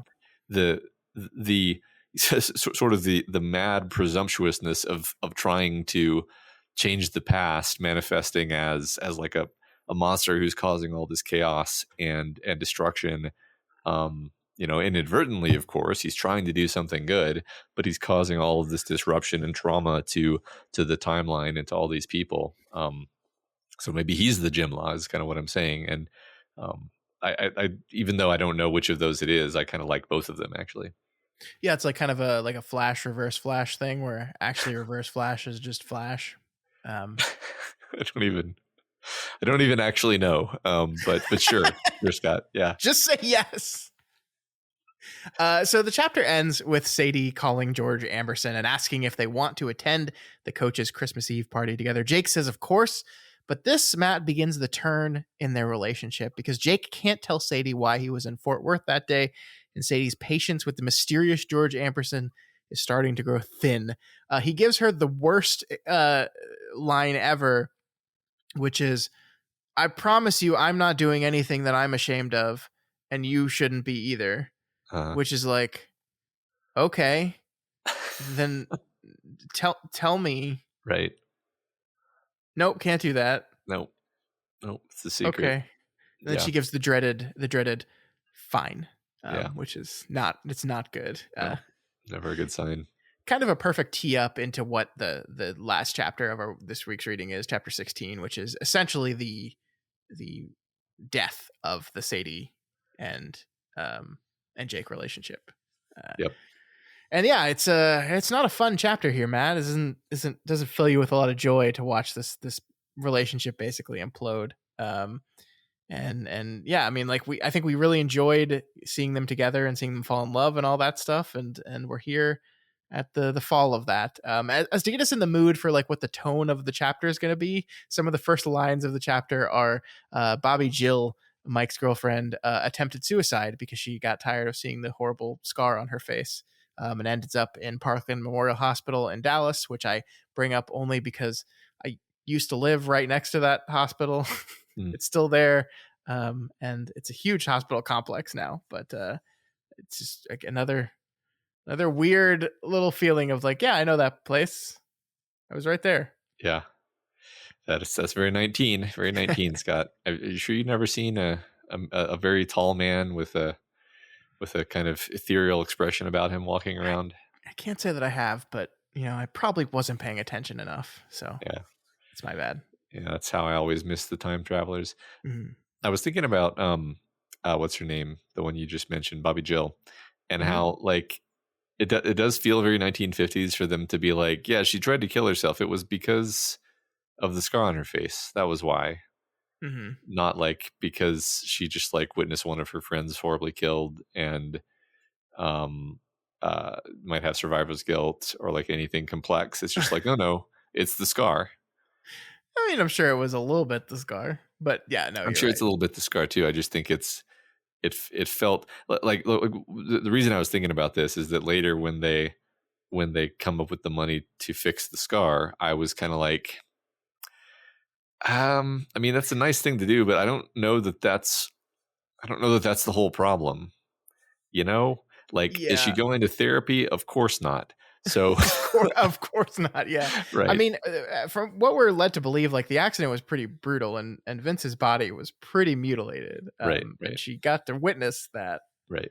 Yeah, that's going to do a thing to a person, but don't worry, Matt, her scar's fixed. Yeah. That's kind of what I mean is it's a very like 50s superficial approach to dealing with a tragedy. Anyway, it's a very like melodrama, like pat story like that. This is what I mean by like the differences between what Ivy Templeton is going through and what like Bobby Jill is going through, for example. Like it's just one of them feels like it's out of a story and the other feels like it's real life. And I think that's very intentional. I think we're drawing these lines intentionally. I think you're right. I like that. So after the New Year's Eve dance, Sadie is clearly running out of patience with Jake, Matt. She says, "Is there anything you wanted to tell me, George?" And I love this line. What I wanted to tell her more than anything was that my name wasn't George. I had come to dislike that name, almost to hate it. That is fun because, you know, we saw earlier in the reading that Jake Epping felt further away from him than ever before, that he was embracing George Amberson. He was embracing this person and this life and this lifestyle. And now suddenly, as this relationship starts to fade, it's like, no, I hate this. I hate this whole thing. I hate this guy. I hate this pretending. I hate this lie. And I just want to say, you could just tell her, Jake. What I wanted to tell her more than anything was that my name wasn't. Well, obviously not more than anything. Yeah. Because you didn't do that. Right. I mean, think how easy it would be to make up some decent lies. Just be like, yeah, I'm on the run from the mob. My name is Jake Epping. I had to change my name. It's not even a complete lie. Definitely on the run from the mob in some ways. Right. On the run from the mob, had to change my name. You know, I used to be a teacher somewhere else, but I can't give those references because they'd be able to track me down. Yeah. Not even lies. Yeah. Everything I just said is true. Very much so. I think ultimately, though, like the thing that's between them, the broom that's in their bed, is not like that Jake hasn't crafted a convincing enough lie. It's that Jake is being half a person and she can feel it. And so like it just feels like the only thing that's going to truly throw this broom out of this bed is the whole truth and nothing but the truth. And he's just unwilling to do that entirely. And that's the line we get here. She warns him. She says very explicit and straight with him, I won't ever allow another man to put a broom in the bed. Do you understand me? He says yes, but he doesn't do anything.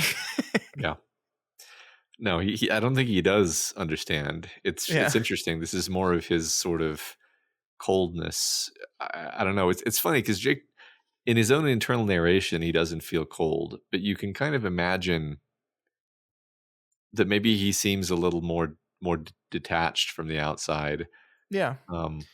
Yeah, I mean, the reason I think one of our first characterizations of him was my wife thinks I'm inhuman because I never cry, and it drives her crazy that I never cry. But I do. I promise you. Like it's never when other people were around, because that's just not what happened to me. And yeah, it's this. There is this real sense of the way he perceives himself and the way other people perceive him just don't quite line up all the time. Yeah. So this is minor and more silly than anything, but like every once in a while I see a picture of James Franco playing Jake Epping, like just a photo on the internet when I'm whatever, and he always has sort of like his Green Goblin madness face on, where there's like a darkness and heaviness to him, sure, which is not really how I see Jake Epping. But moments like this, I kind of get a little flash of James Franco with his kind of heavy-lidded, intense gaze, where you're like, well, maybe that is what this guy looks like from the inside, from the outside, even though he doesn't really feel that way from the inside, because he's giving off this vibe of closedness and isolation. Yeah, I like that. I mean, I think we're gonna have a lot to say when we watch that television show about how successful the Franco casting was or wasn't. But no, I understand that. I understand looking at those pictures and the more we've hung out with this guy, seeing that, oh yeah, that does line up in certain ways. Yeah. Yeah, in some ways, yeah. Yeah. So New Year's Day, Jake heads back to Fort Worth to plant his spy lamp. And this is like just to catch us up on the plot. There's another character that we haven't met yet named George de Morenschlid. I think I probably said that wrong. Sorry. But he is going to be a friend and confidant of Oswald's, and I guess in Al's mind, the one person that could potentially be a second shooter. So like the one guy we need to figure out about and confirm about. And so a lot of the planting of the lamp and the spying that's happening here is to get get to know this guy a little bit here. So we're just once again throwing the actual plot in the middle of this Jake and Sadie love story. Yeah.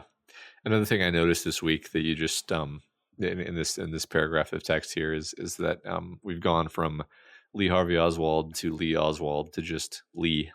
Mm-hmm. So he's on a first name basis with Lee now. They're buddies. They're Yep. buddies. They're best Yep. friends. The winter of 62 goes on as Sadie and Jake continue to go through the motions, even though it's clear where things are going. I love this paragraph here, Matt. Sometimes a man and a woman reach a crossroads and linger there, reluctant to take either way, knowing the wrong choice means the end, and knowing there's so much worth saving. I feel like, and I don't want to be too unfair to our guy Jake here. I feel like if you ask Sadie if she's at a crossroads reluctant to make a decision, she would say, "No, I'm waiting for him to make a decision. Uh-huh. I've put my cards on the table Right. and made myself very clear what my expectations are, that I need answers, that, it's okay for now because I'm still married, but once I get divorced officially and we take this thing that we have and we start making it more official, I have certain expectations of you that I will expect you to uphold at that point.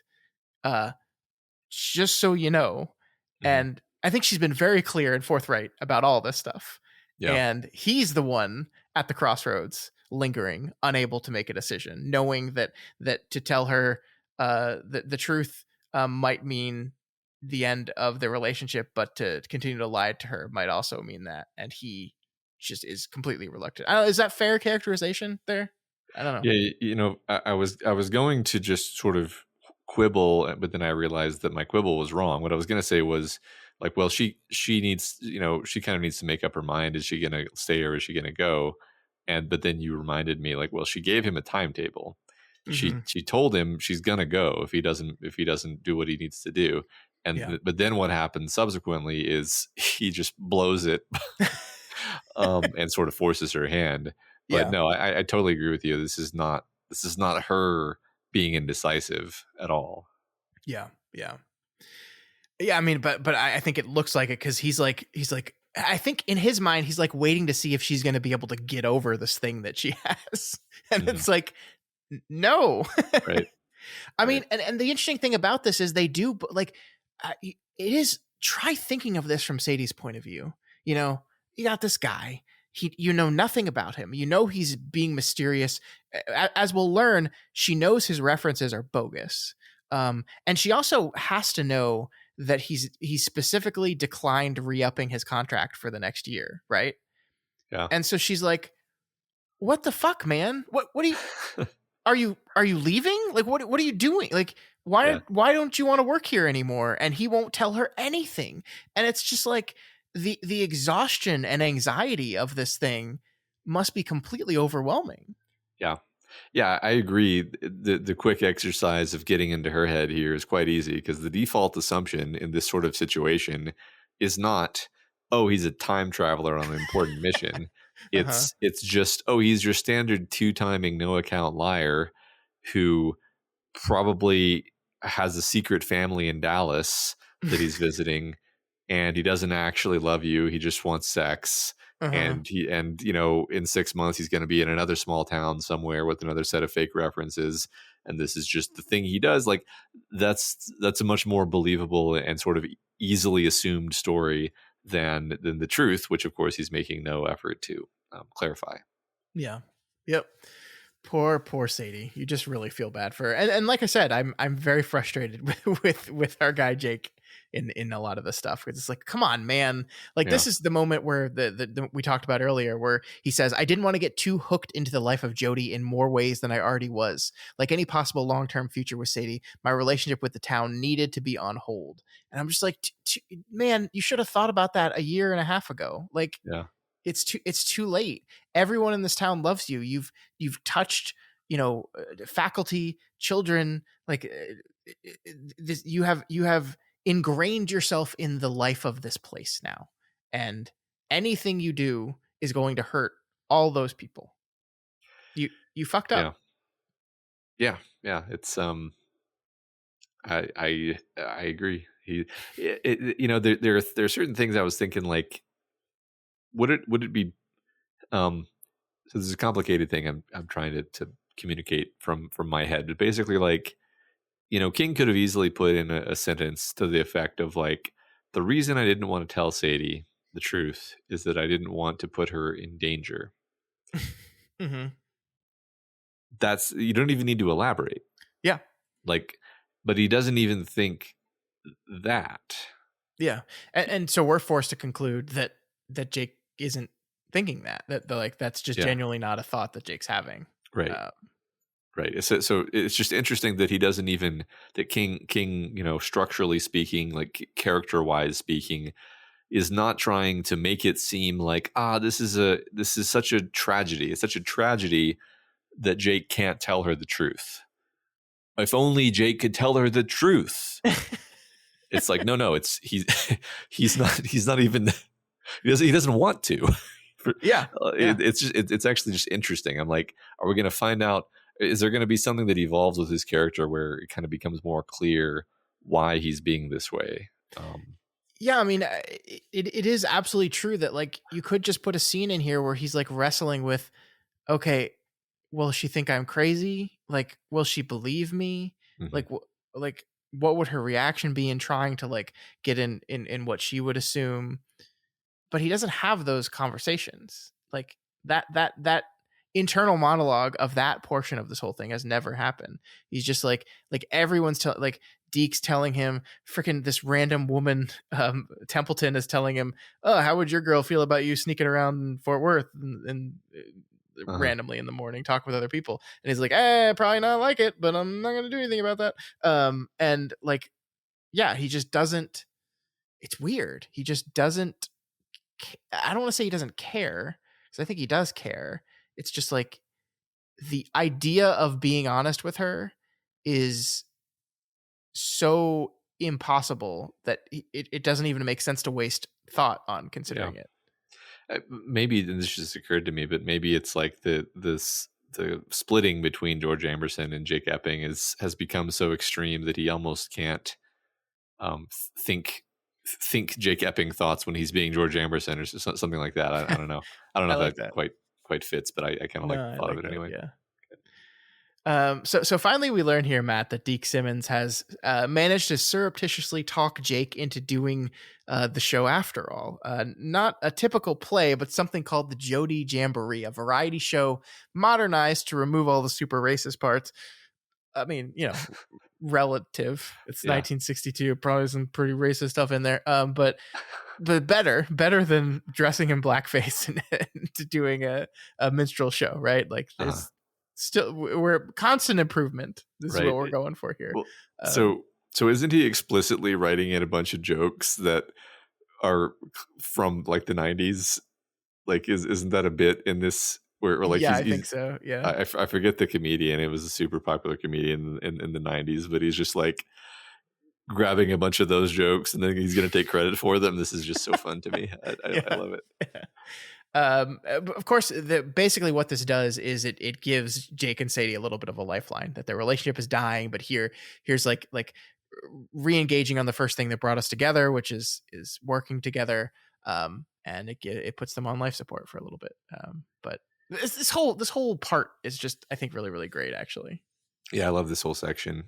There's also something very charming about how Deke outmaneuvered Jake, and then how Jake is now reflecting on that in the narration. Mm-hmm. Yeah, I agree. I agree. So the text says, 2 days later, I began my second to last showbiz venture as director of the Jodie Jamboree, an all new, all hilarious vaudeville dance song and dance show, and all to benefit a good cause. We didn't say what the good cause was, and nobody asked. 2 things about the land of ago. There's a lot less paperwork and a hell of a lot more trust.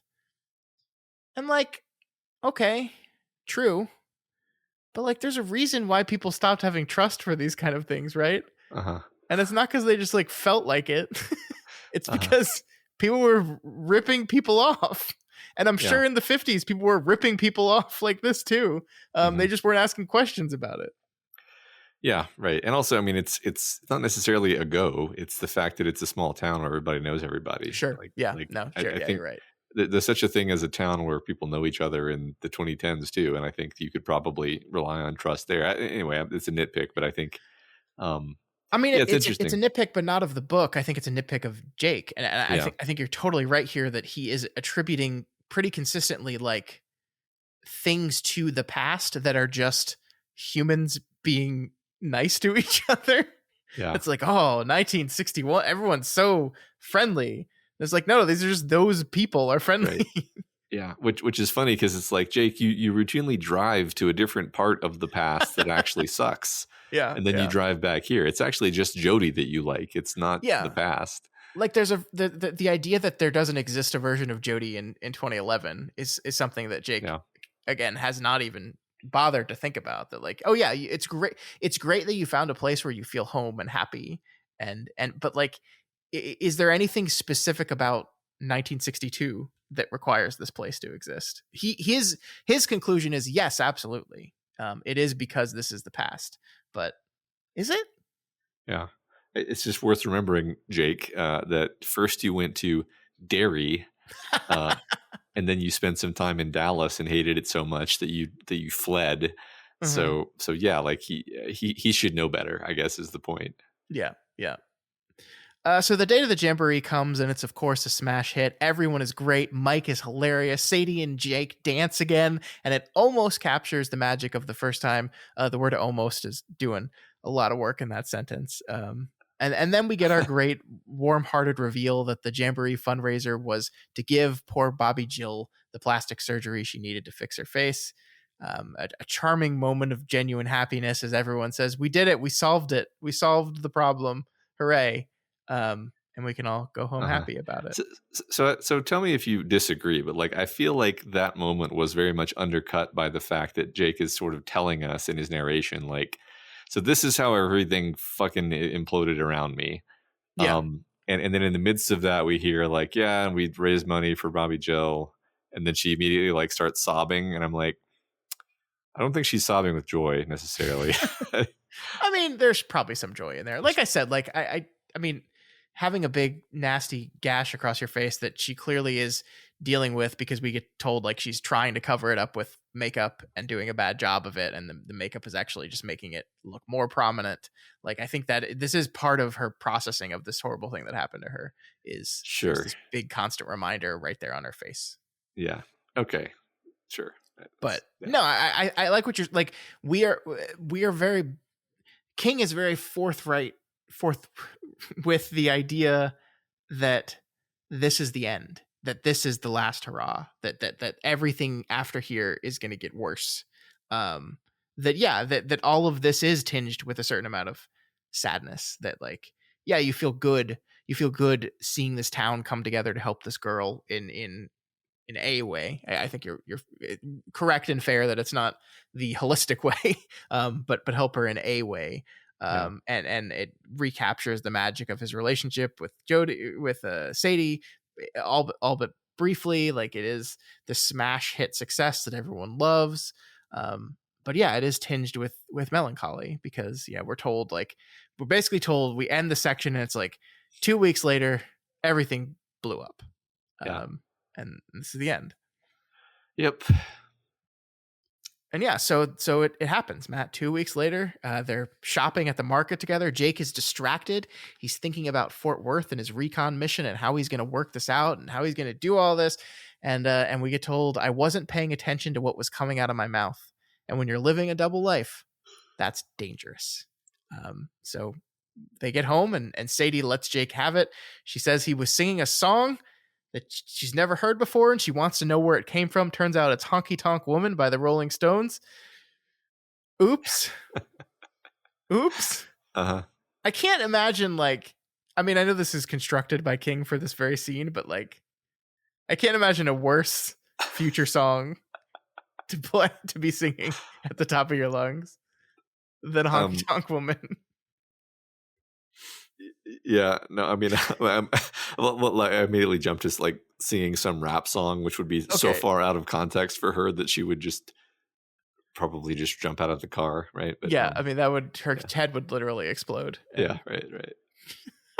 I'm imagining like Eminem just like Yeah, just rocking some real Slim Shady. yeah, yeah.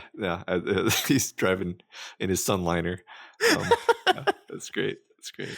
um but yeah, I mean, and so her reaction to this is what the fuck, man. And I love what she says here. Like he's like, and it's all the other things you say. It's what you said to the cashier there when he asked to double bag your chicken.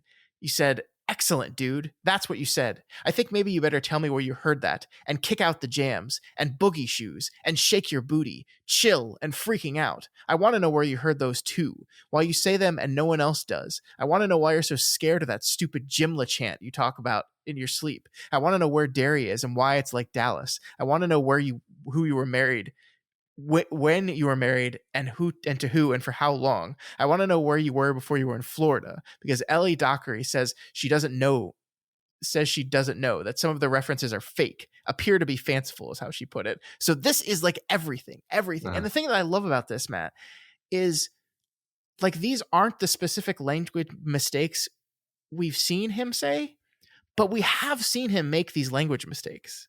Like Yeah. he says things and we have seen characters go like, what? And he's like, oh, blah, blah, blah, right? He just plays it off. And it's like this thing that like probably at the beginning of the relationship and with everyone else in town, these are just like cute little oddities with Jake that like make him Jake. Oh, that's just Jake being Jake. He's a little weird, a little off. He says things a little bit differently than anyone else. It's just part of his quirks. But like with everything, it eventually adds up into something. It paints a picture of a person that she feels like she doesn't know. Mm-hmm. It just I'm only half joking when I say, like, do you think it is even remotely possible that he could have played this off as just like, I'm from the Northeast. People in the Northeast say freaking out all the time. Like, sort of no, I think, because she could just check that and be like, do people from the Northeast say freaking out? And then it would be like, no, they what does that mean? Mm-hmm. But I don't know. I like funnily enough, I feel like his weird speech patterns are the hardest thing to explain out of everything. Because even like the song, you could tell a lie where you're like, it's a song that I heard when I was in Louisiana. You can't prove that's a lie. Yeah. Right. So right, but like the weird alien speech patterns is harder to explain, I guess. Yeah. I don't know. But again, I think these are part of us like a broader Mm-hmm. like symptom of this blatant dishonesty and mystery of who he is. And it's like even if he could explain away every single one of these sayings as like, I learned this one from Joe Smith in Maine and they apparently they say it all the time and I liked it and so I took it. Like you could explain away every single one of these things and I think it would not remove what is the heart of the matter, which is that Jake is not himself and she can see it and feel it. Yeah. And like this is like it is very difficult for a human being to live a double life, right? Like it's not easy, and there is a side of him that he is hiding from her and she can feel it. Like I think that this is where, like, honestly, the broom in the bed thing, the first time I read it felt very silly to me. There's just like, this is a very random thing that King has chosen to put in this book about this guy has this random thing where he makes them sleep on opposite sides of a broom. But then the second King takes this metaphor and then carries it forward to the Jake and Sadie relationship, I'm immediately like, oh, okay, I love it now. Because that's what this is essentially there is this thing between them, this divide that is insurmountable, and no amount of excuses on the lies at this point would do anything to remove this. Right. And so there's nothing he can do at this point. He can't explain away anything. Yeah, I think you're totally right. I mean, it's partly just out of a sense of trying to find something amusing out of this that I keep trying to think of lies that he could tell to fix it. But it's like, she can tell that he's lying. He's not a very good liar. And And he definitely, if he were to concoct some elaborate story that tried to explain away all these things, she would immediately know that it was just another lie, and actually Yeah. worse than just not explaining them, because it's like, okay, well, now you're actively lying to me, Hmm. so like there's nowhere else to go from here. Yeah. Yeah. And I mean, what he doesn't do here is come clean, right? He doesn't tell her Hmm. the truth. He, um, we'll never truly see how he was going to handle the situation though, because in the middle of the fight, he happens to glance down and notice a job application for her, and it sees that her middle name is Doris. Her name is Sadie Doris Dunhill, and that reminds him of Doris Dunning. And suddenly, it's like a light bulb goes off, and to Jake, Sadie even kind of looks like Doris Dunning. It says she'd been 20 years older than Sadie Doris Clayton, nee Dunning, but both women had blue eyes, exquisite skin, and fine, full-breasted figures. Both women were smokers. All of it could have been coincidental, but it wasn't, and I knew it. Question: Uh-huh. Is it coincidental? like, I think the answer to this question is no. I think the book has supported the kind of weavings of Ka and fate and the past to say that no, these resonant items, these echoes, are intentional. But like, I don't know, man.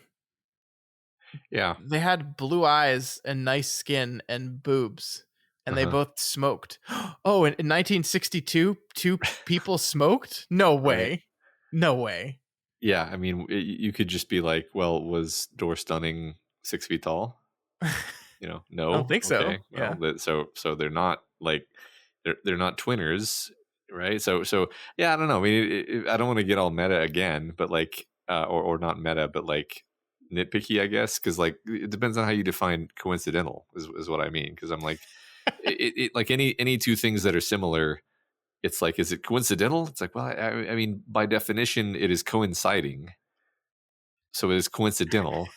I just want you to know every time you do this to one of my questions, all I hear is Bill Clinton saying, it depends on what the Yeah. definition of is. Yeah. Well, but I'm not saying it's an invalid question, because you're rightly drawing out a thing that the character is saying. He's saying like it could have been coincidental, but it's not.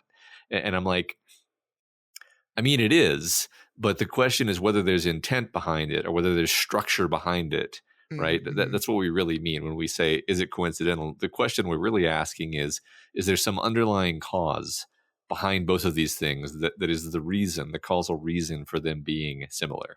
Yeah. Yeah. And as for the answer to that, it's like, maybe, but what the hell, like what? Like what's making them similar? Yeah. Yeah. Time? That's not an answer. Yeah. um, Like, is Jake's presence like, why is he? Yeah. I mean, goes back to the question we asked at the very beginning of the episode of like, why are these echoes pinging off of him? Like, is it just when you exist in the past, like people with similar names will bounce into your life? Uh, Maybe. I don't Maybe. know. Yeah, that's the rule. It's the time travel rule. I mean, I think these are fun questions to ask, and I don't think I have definitive answers. It's just I really had a good time like spending 10 minutes like thinking about this whole definitely not a coincidence thing, and wondering if we're supposed to believe that Jake has just kind of gone a little crazy here. Like, I actually went so far as to like go back earlier in the book and look at the description of Doris Dunning the first time we see her, just Uh-huh. to see if like, actually, Jake, when you first met her, you didn't describe her in this way at all. Unfortunately, he did. Like Uh-huh.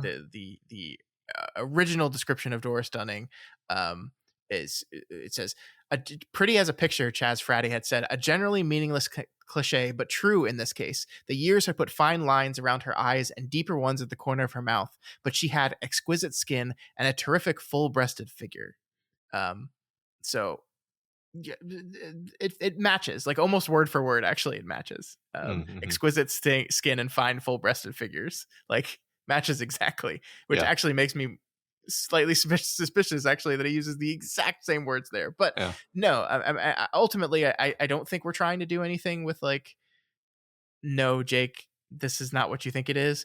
But I do think we are demonstrating Jake's like increasing paranoia here, right? Because what this does is flip a switch, and he basically decides that if these two women are echoing each other, then well, Doris had an ex, and that didn't go well. Sadie has an ex, so that must be going well, and he must not be going well, and he is going to have a violent reaction to his estranged wife. And so what happens here, Matt, is in the middle of this argument, in the very middle of this argument, in which Sadie is pleading with Jake for the sake of their relationship to just be honest with me once and tell me what's going on, he suddenly goes, I don't know about your ex. I don't know. He's going to hurt you. Your ex is going to come and find you and hurt you. You got to be careful. Like, again, putting yourself in her shoes, she's got to be like, what the fuck are you talking about? Yeah. Like, what does this have to do with anything that we're fighting about right now? Yeah. You're right. I mean, so lest people think that we didn't put this together. Like the idea of it being intentional or rather not coincidental that she has the same name is what's triggering him to think, yes, oh, much like Doris Dunning's husband killed her / tried to kill her, whatever. Sadie's husband is going to jealously come and kill her, and that's the sense in which he means it's not a coincidence, and that's why he totally loses it in this moment, and he snaps toward this paranoid, fearful attitude just out of nowhere that just seems totally wild from the outside.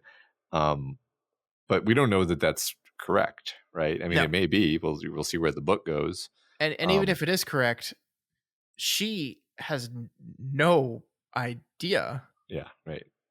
About like what, like I really like can't get over how like it must destroy your brain to be like finally working up the courage. And we know this is a big deal for her because like she suffered with her ex-husband for a long time before she finally worked up the courage to leave. So it like confronting him in this way is a big deal for her, and it is difficult for her to work up the courage to do that and put all her cards on the table and be like, this is it, this is the moment, this is our watershed moment, right? You have to tell me the truth, tell me anything. And then have him like completely out of nowhere start yelling at her about her ex and how he's dangerous and she needs to be careful. Like that, I mean, what happens here is that it breaks her, right? That she's just like, I don't understand. I don't understand why you can't do it. I don't understand why you're doing this. I don't get it. And this is like my frustration with Jake and the choices he's made since he's got here comes to a head where you're just like, you're destroying this woman. Like, look what you're doing to her.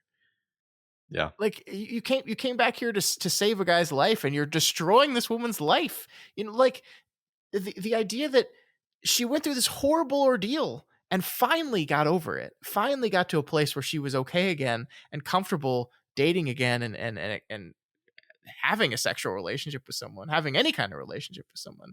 And you've taken that and you've smashed it. Like, yeah, what the fuck, man? Yeah, it's really frustrating. I agree. It's interesting because up until this week of reading, I sort of felt like Jake Epping was a trustworthy narrator, and basically a guy with a head on his shoulders. And I mean, he fell in love in this week's reading, and he kind of totally lost his mind. and I don't want to go so far as to say he's an unreliable narrator, but he certainly doesn't. Like we've been talking a lot more this week about like why is he doing this? Why is he not doing this? Because the text doesn't tell us, and the text is his narration, which really should be telling us the reasons why he's making the choices he's making. Yeah, so, it's interesting. Yeah, it is. It's interesting. It's frustrating. It's heartbreaking. And it's the way we end this week's reading. Jake, she basically tells him to go, and he does. And this is the end of our chapter. The way her cigarette trembled between her fingers was bad. The combination of shock, loss, grief, and anger in her red eyes was much worse. I could feel them following me all the way back to my car. Goddamned Rolling Stones. That's why I'm a Beatles man. I don't get in trouble with the Beatles. Yep. Because he should try the what was that movie that came out where the guy takes credit for all the Beatles songs? Yesterday. He should do that, you know. Yeah. This is a way back to her heart. Yeah. Just write Sgt. Pepper's Lonely Hearts Club Band. We're in. Be standing on her lawn playing Yesterday on the guitar. Oh my God. Well, that's it, Matt. That's the end of Jake and Sadie. At least for now. You know, we don't know what's going to happen. We got quite a lot more book to go, but seemingly the end of their relationship. Yep. And that's the end of our week's reading. We will be back next week with, I believe, 2 more chapters. Chapter 17 and 18. We're going to pick up there and see what the aftermath of all this is. But for now, we got some discussion question answers to read, I think. That's right. The discussion question for last week was, what is the great American novel? Easy question. No, like easy, right? Just not too big of a concept, an idea. Just one answer. Everyone agrees on it. Yep. Mm-hmm. And that answer is, Friedlock says, the great American novel would have to be Fear and Loathing in Las Vegas. The book itself is an excellent commentary on the many facets of American culture witnessed through the eyes of a complete madman. As someone who was born nearly 20 years after the novel's publication, I also believe this to be a book about the beginning of the end of the American dream. I'm not sure if Hunter Thompson knew this at the time. I bet he did on some level, but it's not the kind of thing that fully occurs to anyone in a particular moment. It is probably the most quotable book ever written, with many of these quotes being spot on, some of them being questionable, and others making little to no sense to anyone but the author. There is one quote from the book that stands out to me, as it represents the yearning for freedom that all people desire. The quote goes like this: every now and then when your life gets complicated and the weasels start closing in, the only cure is to load up on heinous chemicals and then drive like a bastard from Hollywood to Las Vegas with the music at top volume and at least a pint of ether. I've always found that to be true myself. I've actually never read this book. I saw the film, but I've never read the novel. Yeah, me neither. So, I mean, I enjoyed that movie quite a bit, so I like that answer. Yeah, I mean, I kind of want to read it, actually. I kind of always have, but it's never at the top of the list. We should put it on the book club list, though. All right, let's do it. Done. Yep. Next, we have TN Bugdoc, who says, before they get into their answer, they say, I wasn't really sure what qualified as a great American novel, so I did a quick Google search to see what was canon in this category. It led me to an interesting find. Apparently, GAN, or GAN, is a common abbreviation for this concept. Thus, I now fully understand the overarching deity in the in the world of the Dark Tower. I didn't know that. Did you know that? No, I didn't. And I intentionally left that side note in the discussion question because I thought that was a delightful little tidbit. It is. So now we know that Gan is just the god of the Dark Tower universe, is just the great American novel. Yeah. Which according to TN Bugdoc is Kurt Vonnegut. His novel Slaughterhouse-Five is the top of the pack for me. It tells the story of a soldier named Billy Pilgrim who is taken prisoner by the Germans in World War II and goes on to witness and experience atrocities, causing him to become unstuck in time. He is at the firebombing of Dresden while a POW. Vonnegut does an overt author insert in this novel, as he himself directly experiences this during his World War II service and placed himself as a character alongside Pilgrim during the firebombing. The novel skips around in time and space and explores some fascinating alternative philosophies, a feature in several of his works. In the novel, it is the Tralmafadorians. I've never actually had to say that word out loud. Mm-hmm. Who exist simultaneously in the past, present, and future, thus making a mockery of the concepts of free will and death. The novel reads well on the first pass and gets better with each reread. It also has a great opening line. All this happened, more or less. And in the case of Vonnegut, much of this novel really did. It's a great read. Yeah, I have read that book, and I love it. I really do. Me too. What do you think? No, I agree. And I think I want to read it again, actually, mentioning that you find more on subsequent rereads. I mean, I found it very difficult in a variety of ways. to get through, right? It's Mm-hmm. very heavy, and it's not one of those stories that's very concerned about whether you're having a good time, you know. Yes. um and it's the, I believe it's either the prologue or like the first chapter or maybe the preface or whatever is basically like talking about the concept of how difficult it is to write a truly anti-war book. And I think this is one of the one of the only pieces of media I've ever encountered that was a truly anti-war piece of Mm-hmm. media. Yeah, I like that. Yeah, that's a fine candidate. Mm-hmm. Corinna 2020 says the only correct answer to this question is the classic novel To Kill a Mockingbird by Harper Lee. Required reading for me in high school, I have a deep love for this story of Atticus Finch, the moral hero of the story and narrator. A story loosely based on Lee's observations of race as she was raised in Monroeville, Alabama. This story has been adapted to film and theater, most recently by Aaron Sorkin, with Jeff Daniels starring as Atticus Finch. I was so close to getting to see that. I think it was literally just we couldn't quite make the time work when we were up in New York. Every time I think about it, I just kick myself that I should have tried a little harder, because I'm sure I would have loved that performance. Yeah, I'm sorry. It was so close. It was so close. This is a great answer though, and I feel like this is probably my answer actually as well. Not that any other answers are wrong or anything. This is just the one that seems to make the most sense to me. I think the funny thing about this question, Matt, is like what is defining what that means, right? Like what Yeah. does it mean to be the great American novel? Like what does that mean, and how do we define, if it's like if the definition is just a novel that most represents America, then like, okay, well, what does that mean? Yeah. And it's like it has to be something, in my opinion, that captures kind of the duality of us, which is like this idea, this constant like a place of contradiction in many ways, where a place founded upon the ideals of freedom but built by slaves, and like that, like something that captures the worst possible parts of this place, but also the best parts. Like I don't think in my mind the great American novel is one that's just like, look how fucking shitty this place is. And I also don't think it's one that's just like, look how fucking awesome America is. I think it's one that wrestles and deals with and examines both parts of it. And I think To Kill a Mockingbird, in my opinion, does a really good job of that. Mm-hmm.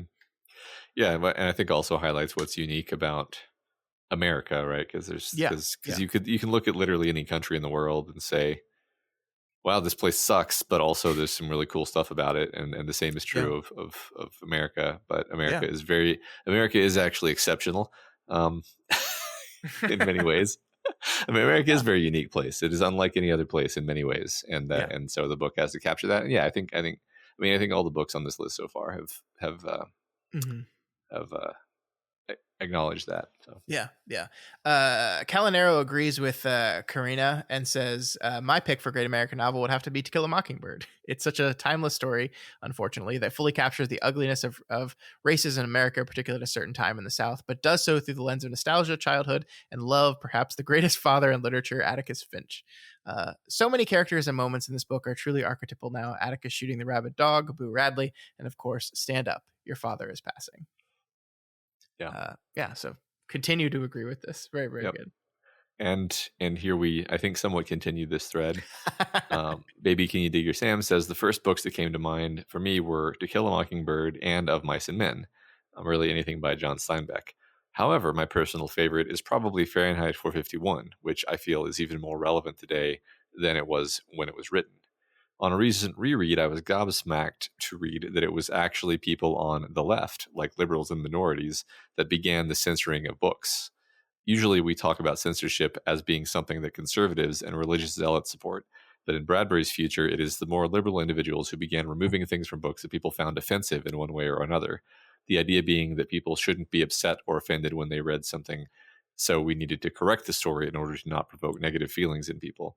This eventually led to the written word essentially being banned, as anything anyone could read could be found anxiety-provoking, anger-provoking, etc. Keep the people entertained, keep the people happy, spoon-feed people messages and entertainment that is bland, safe, and uninspiring of negative emotions or critical thinking, then people don't see what is going on around them. They don't question what is going on around them, and thus can be controlled. As someone that identifies as a social liberal, I am fascinated by all this, and given the current political climate and rhetoric, the technological advances we're currently experiencing, and our growing dependence on social media and instant gratification, Bradbury seems to be pretty prescient. The future is now. I always remember that detail from Fahrenheit 451. The detail that it was not the tyrants who censored everything. It was the people who wanted to protect themselves. And I think, this is the kind of thing that Bradbury, he was prescient, and he was unfortunately very prescient. He was one of those science fiction writers who hate science, which I have mixed feelings about, because as sort of a science file and scientist, I kind of wish he weren't right, but he so often is. Yeah. Yeah. Oh, that's a good answer. I like that. Yeah.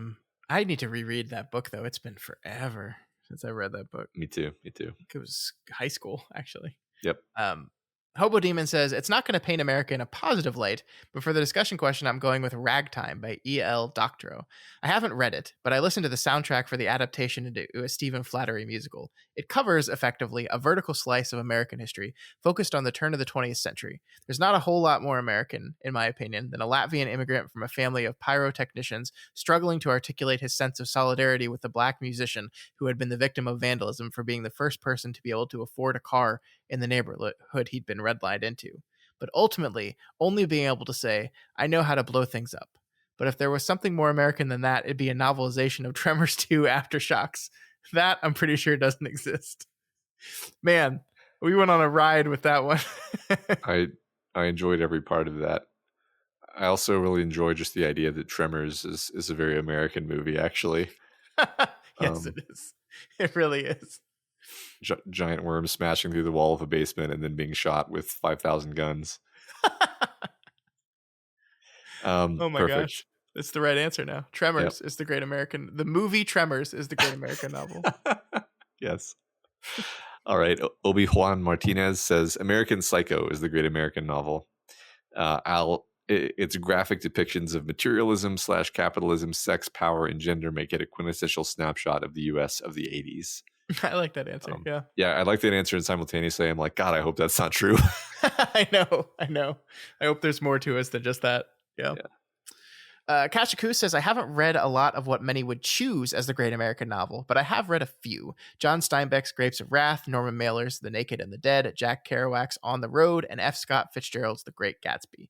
My choice, however, for my favorite great American novel is Hunter Thompson's own riff on The Great Gatsby, The Rum Diary. Thompson himself was enamored with The Great Gatsby, and in his younger years would often copy the novel word for word, cover to cover on his typewriter. He said he wanted to get the feel for how Fitzgerald wrote. He would often quote the final lines of the novel as well in letters and such. To Hunter, good writing had the quality of good music, with its ebbs and flows, cadence and rhythm. Inspired by Fitzgerald, he set out to write his own great American novel based loosely off his own experiences.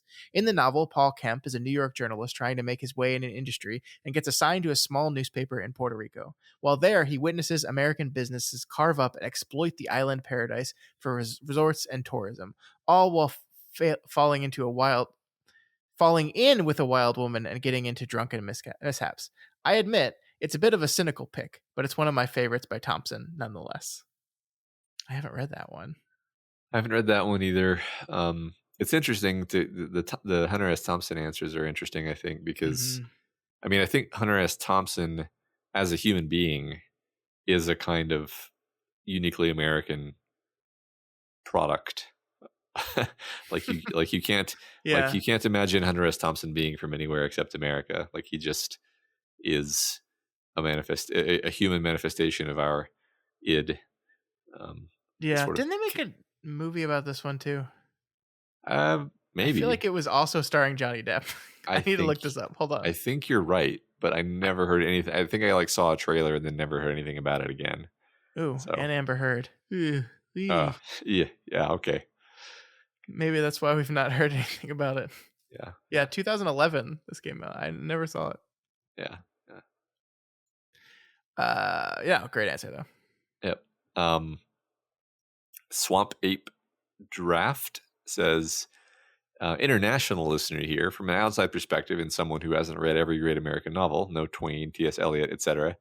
Right, unlike us Americans who've totally read lots of Twain and T.S. Eliot. I've read everything T.S. Eliot has ever written. Absolutely. Anyway, they go on to say, but I'd say The Great Gatsby, the depiction of American industry and critique of the upper class, is something that still echoes today to a degree.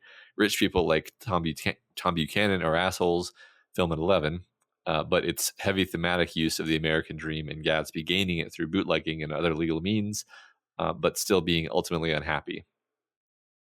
While dissatisfaction is a universal thing, setting about the industrial boom of the 1920s and making capitalism the bad guy, I think make it a uniquely American story, at least for the era it came from.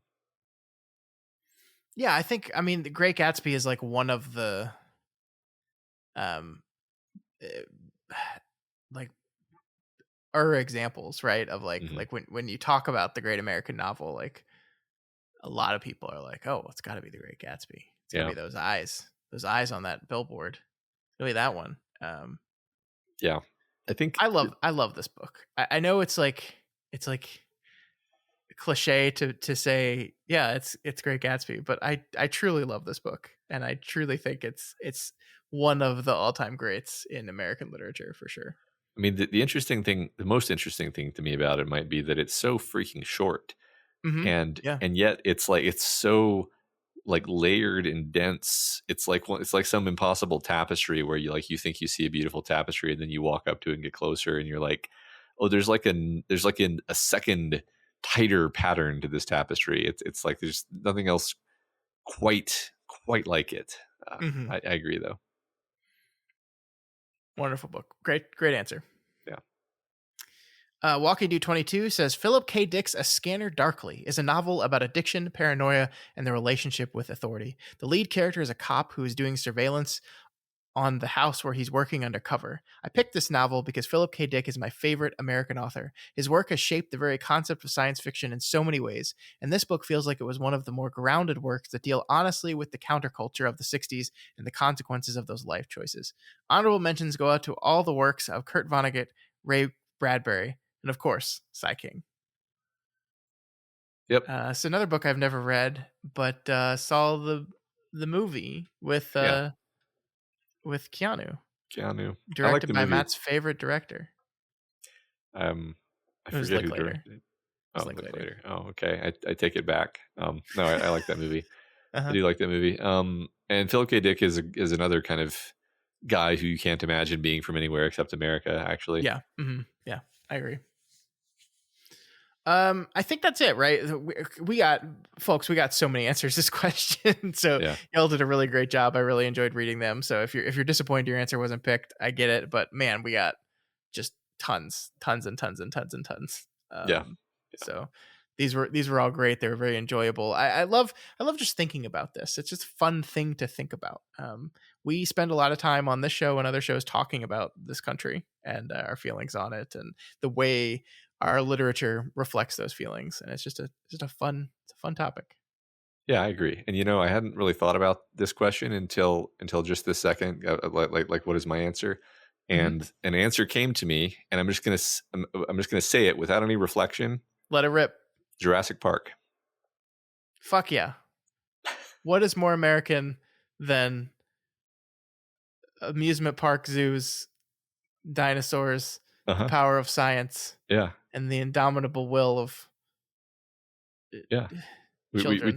We took the power of science and we used it to make an amusement park, right? Like, isn't that with dinosaurs? That's anyway. And it's really fucking cool. Yeah. And also a horrible idea. Right. Exactly. America. Yeah. Yeah. There you go. I love this. Yeah. It's a great answer. Well done, Matt. Thanks. All right, that is it for last week's question. This week's question, I think, is going to be a fun one as well, though. Now, in honor of the horrible Hindenburg-level crashing and burning of the Jake and Sadie relationship, what is your favorite spectacular crash and burn in a romantic relationship. I'm not talking about like a tragic ending of like a doomed romance. I'm talking just like, oh shit, here we go. This is blowing up spectacularly. That's what I'm talking about here. Yeah, I prefer not to cry next week, but I guess if I have to, don't make me sad. I don't want to hear about how Jack could have fit on the fucking door. I want to hear that. Yeah, that doesn't count. There's no burning. There's only freezing in that one. So we're going we're going literal heat. Yeah, okay, sure. there needs to be fire. Yeah. Okay. But yeah, looking forward to seeing those answers as well.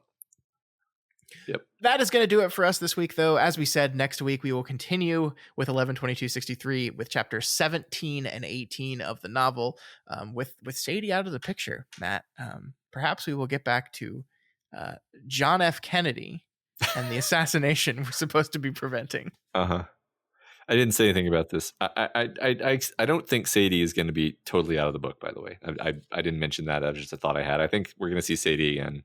Okay. Just a prediction. All right, cool. Remember you can reach us via email at kingslingerspod@gmail.com or on Twitter at kingslingerspod. And of course, the subreddit at reddit.com/r/doofmedia is the best place to answer the discussion question, particularly in the episode post associated with this episode. Mm-hmm. And the best place to get merchandise from Doof Media and from Kingslingers is at our merch store, doofmedia.myshopify.com. We have, of course, everyone's favorite If You Podcast Me, Then Podcast Me mug, but a bunch of other stuff. Just everything is there. Check it out if you haven't. If you haven't bought something yet, maybe give it a fresh look, because there's some stuff there that I think you're going to really like. Yeah, me too. And if you like Kingslingers and you want to show us some support, then please consider donating on our Patreon page at patreon.com/doofmedia. We wrapped up season 1 of Castle Talk this week, talking about the TV show Castle Rock. We'll be moving on to the next season immediately, so you can get in on the ground floor with us there. Have you watched the first episode of season 2 yet? Nope. I don't know if you jumped right in and did it right away or not. Did not. It's fair. That's fair. Okay. You're gonna like it. All right. Great. Of course, if you cannot afford to be a member of the community right now, we totally understand. You can help us out by sharing the podcast, letting people know about us and how just incredibly great we are. You can also help us out by leaving a rating and a review. Last week we had no new reviews, and we torched every copy of Stephen King's Cujo as punishment for that. This week we said we had Pet Sematary on the chopping block. Matt. Yep. Light the fire. We're burning it down. This is Ray Bradbury. We're doing it for the good of the world. Ray would understand. He would. It's bad things happen in that book, and it makes me uncomfortable, and I don't like feeling that way. Yeah, I didn't like the way it ended, so every copy is now gone forever. Yeah, I also don't like being made to feel uncomfortable because I don't have any new reviews to read. So you should all feel really bad about yourself. That's what I'm getting at. So no one ever gets to read Pet Sematary ever again. Mm-hmm. Do we have to turn the stakes up? Do we have to do a bigger book next week? Is that what we have to do? We might. I don't know. I think they hear us, Scott. I think they're rushing for their keyboards. I just want to say, just for the record, we are joking. I just don't want anyone to come to me and be like, "Whoa, guys." We are kidding. Yeah. Oh yeah, we're kidding. Yeah. Did you? Oh no, he burnt the books. Oh no. All right, folks. That's gonna be it for us this week. We hope you folks have a good weekend. Week. Wait, weekend. What day is it? I don't know. Time. Good time. Good time. Have a good time. Long days and pleasant nights. And may you have twice the number.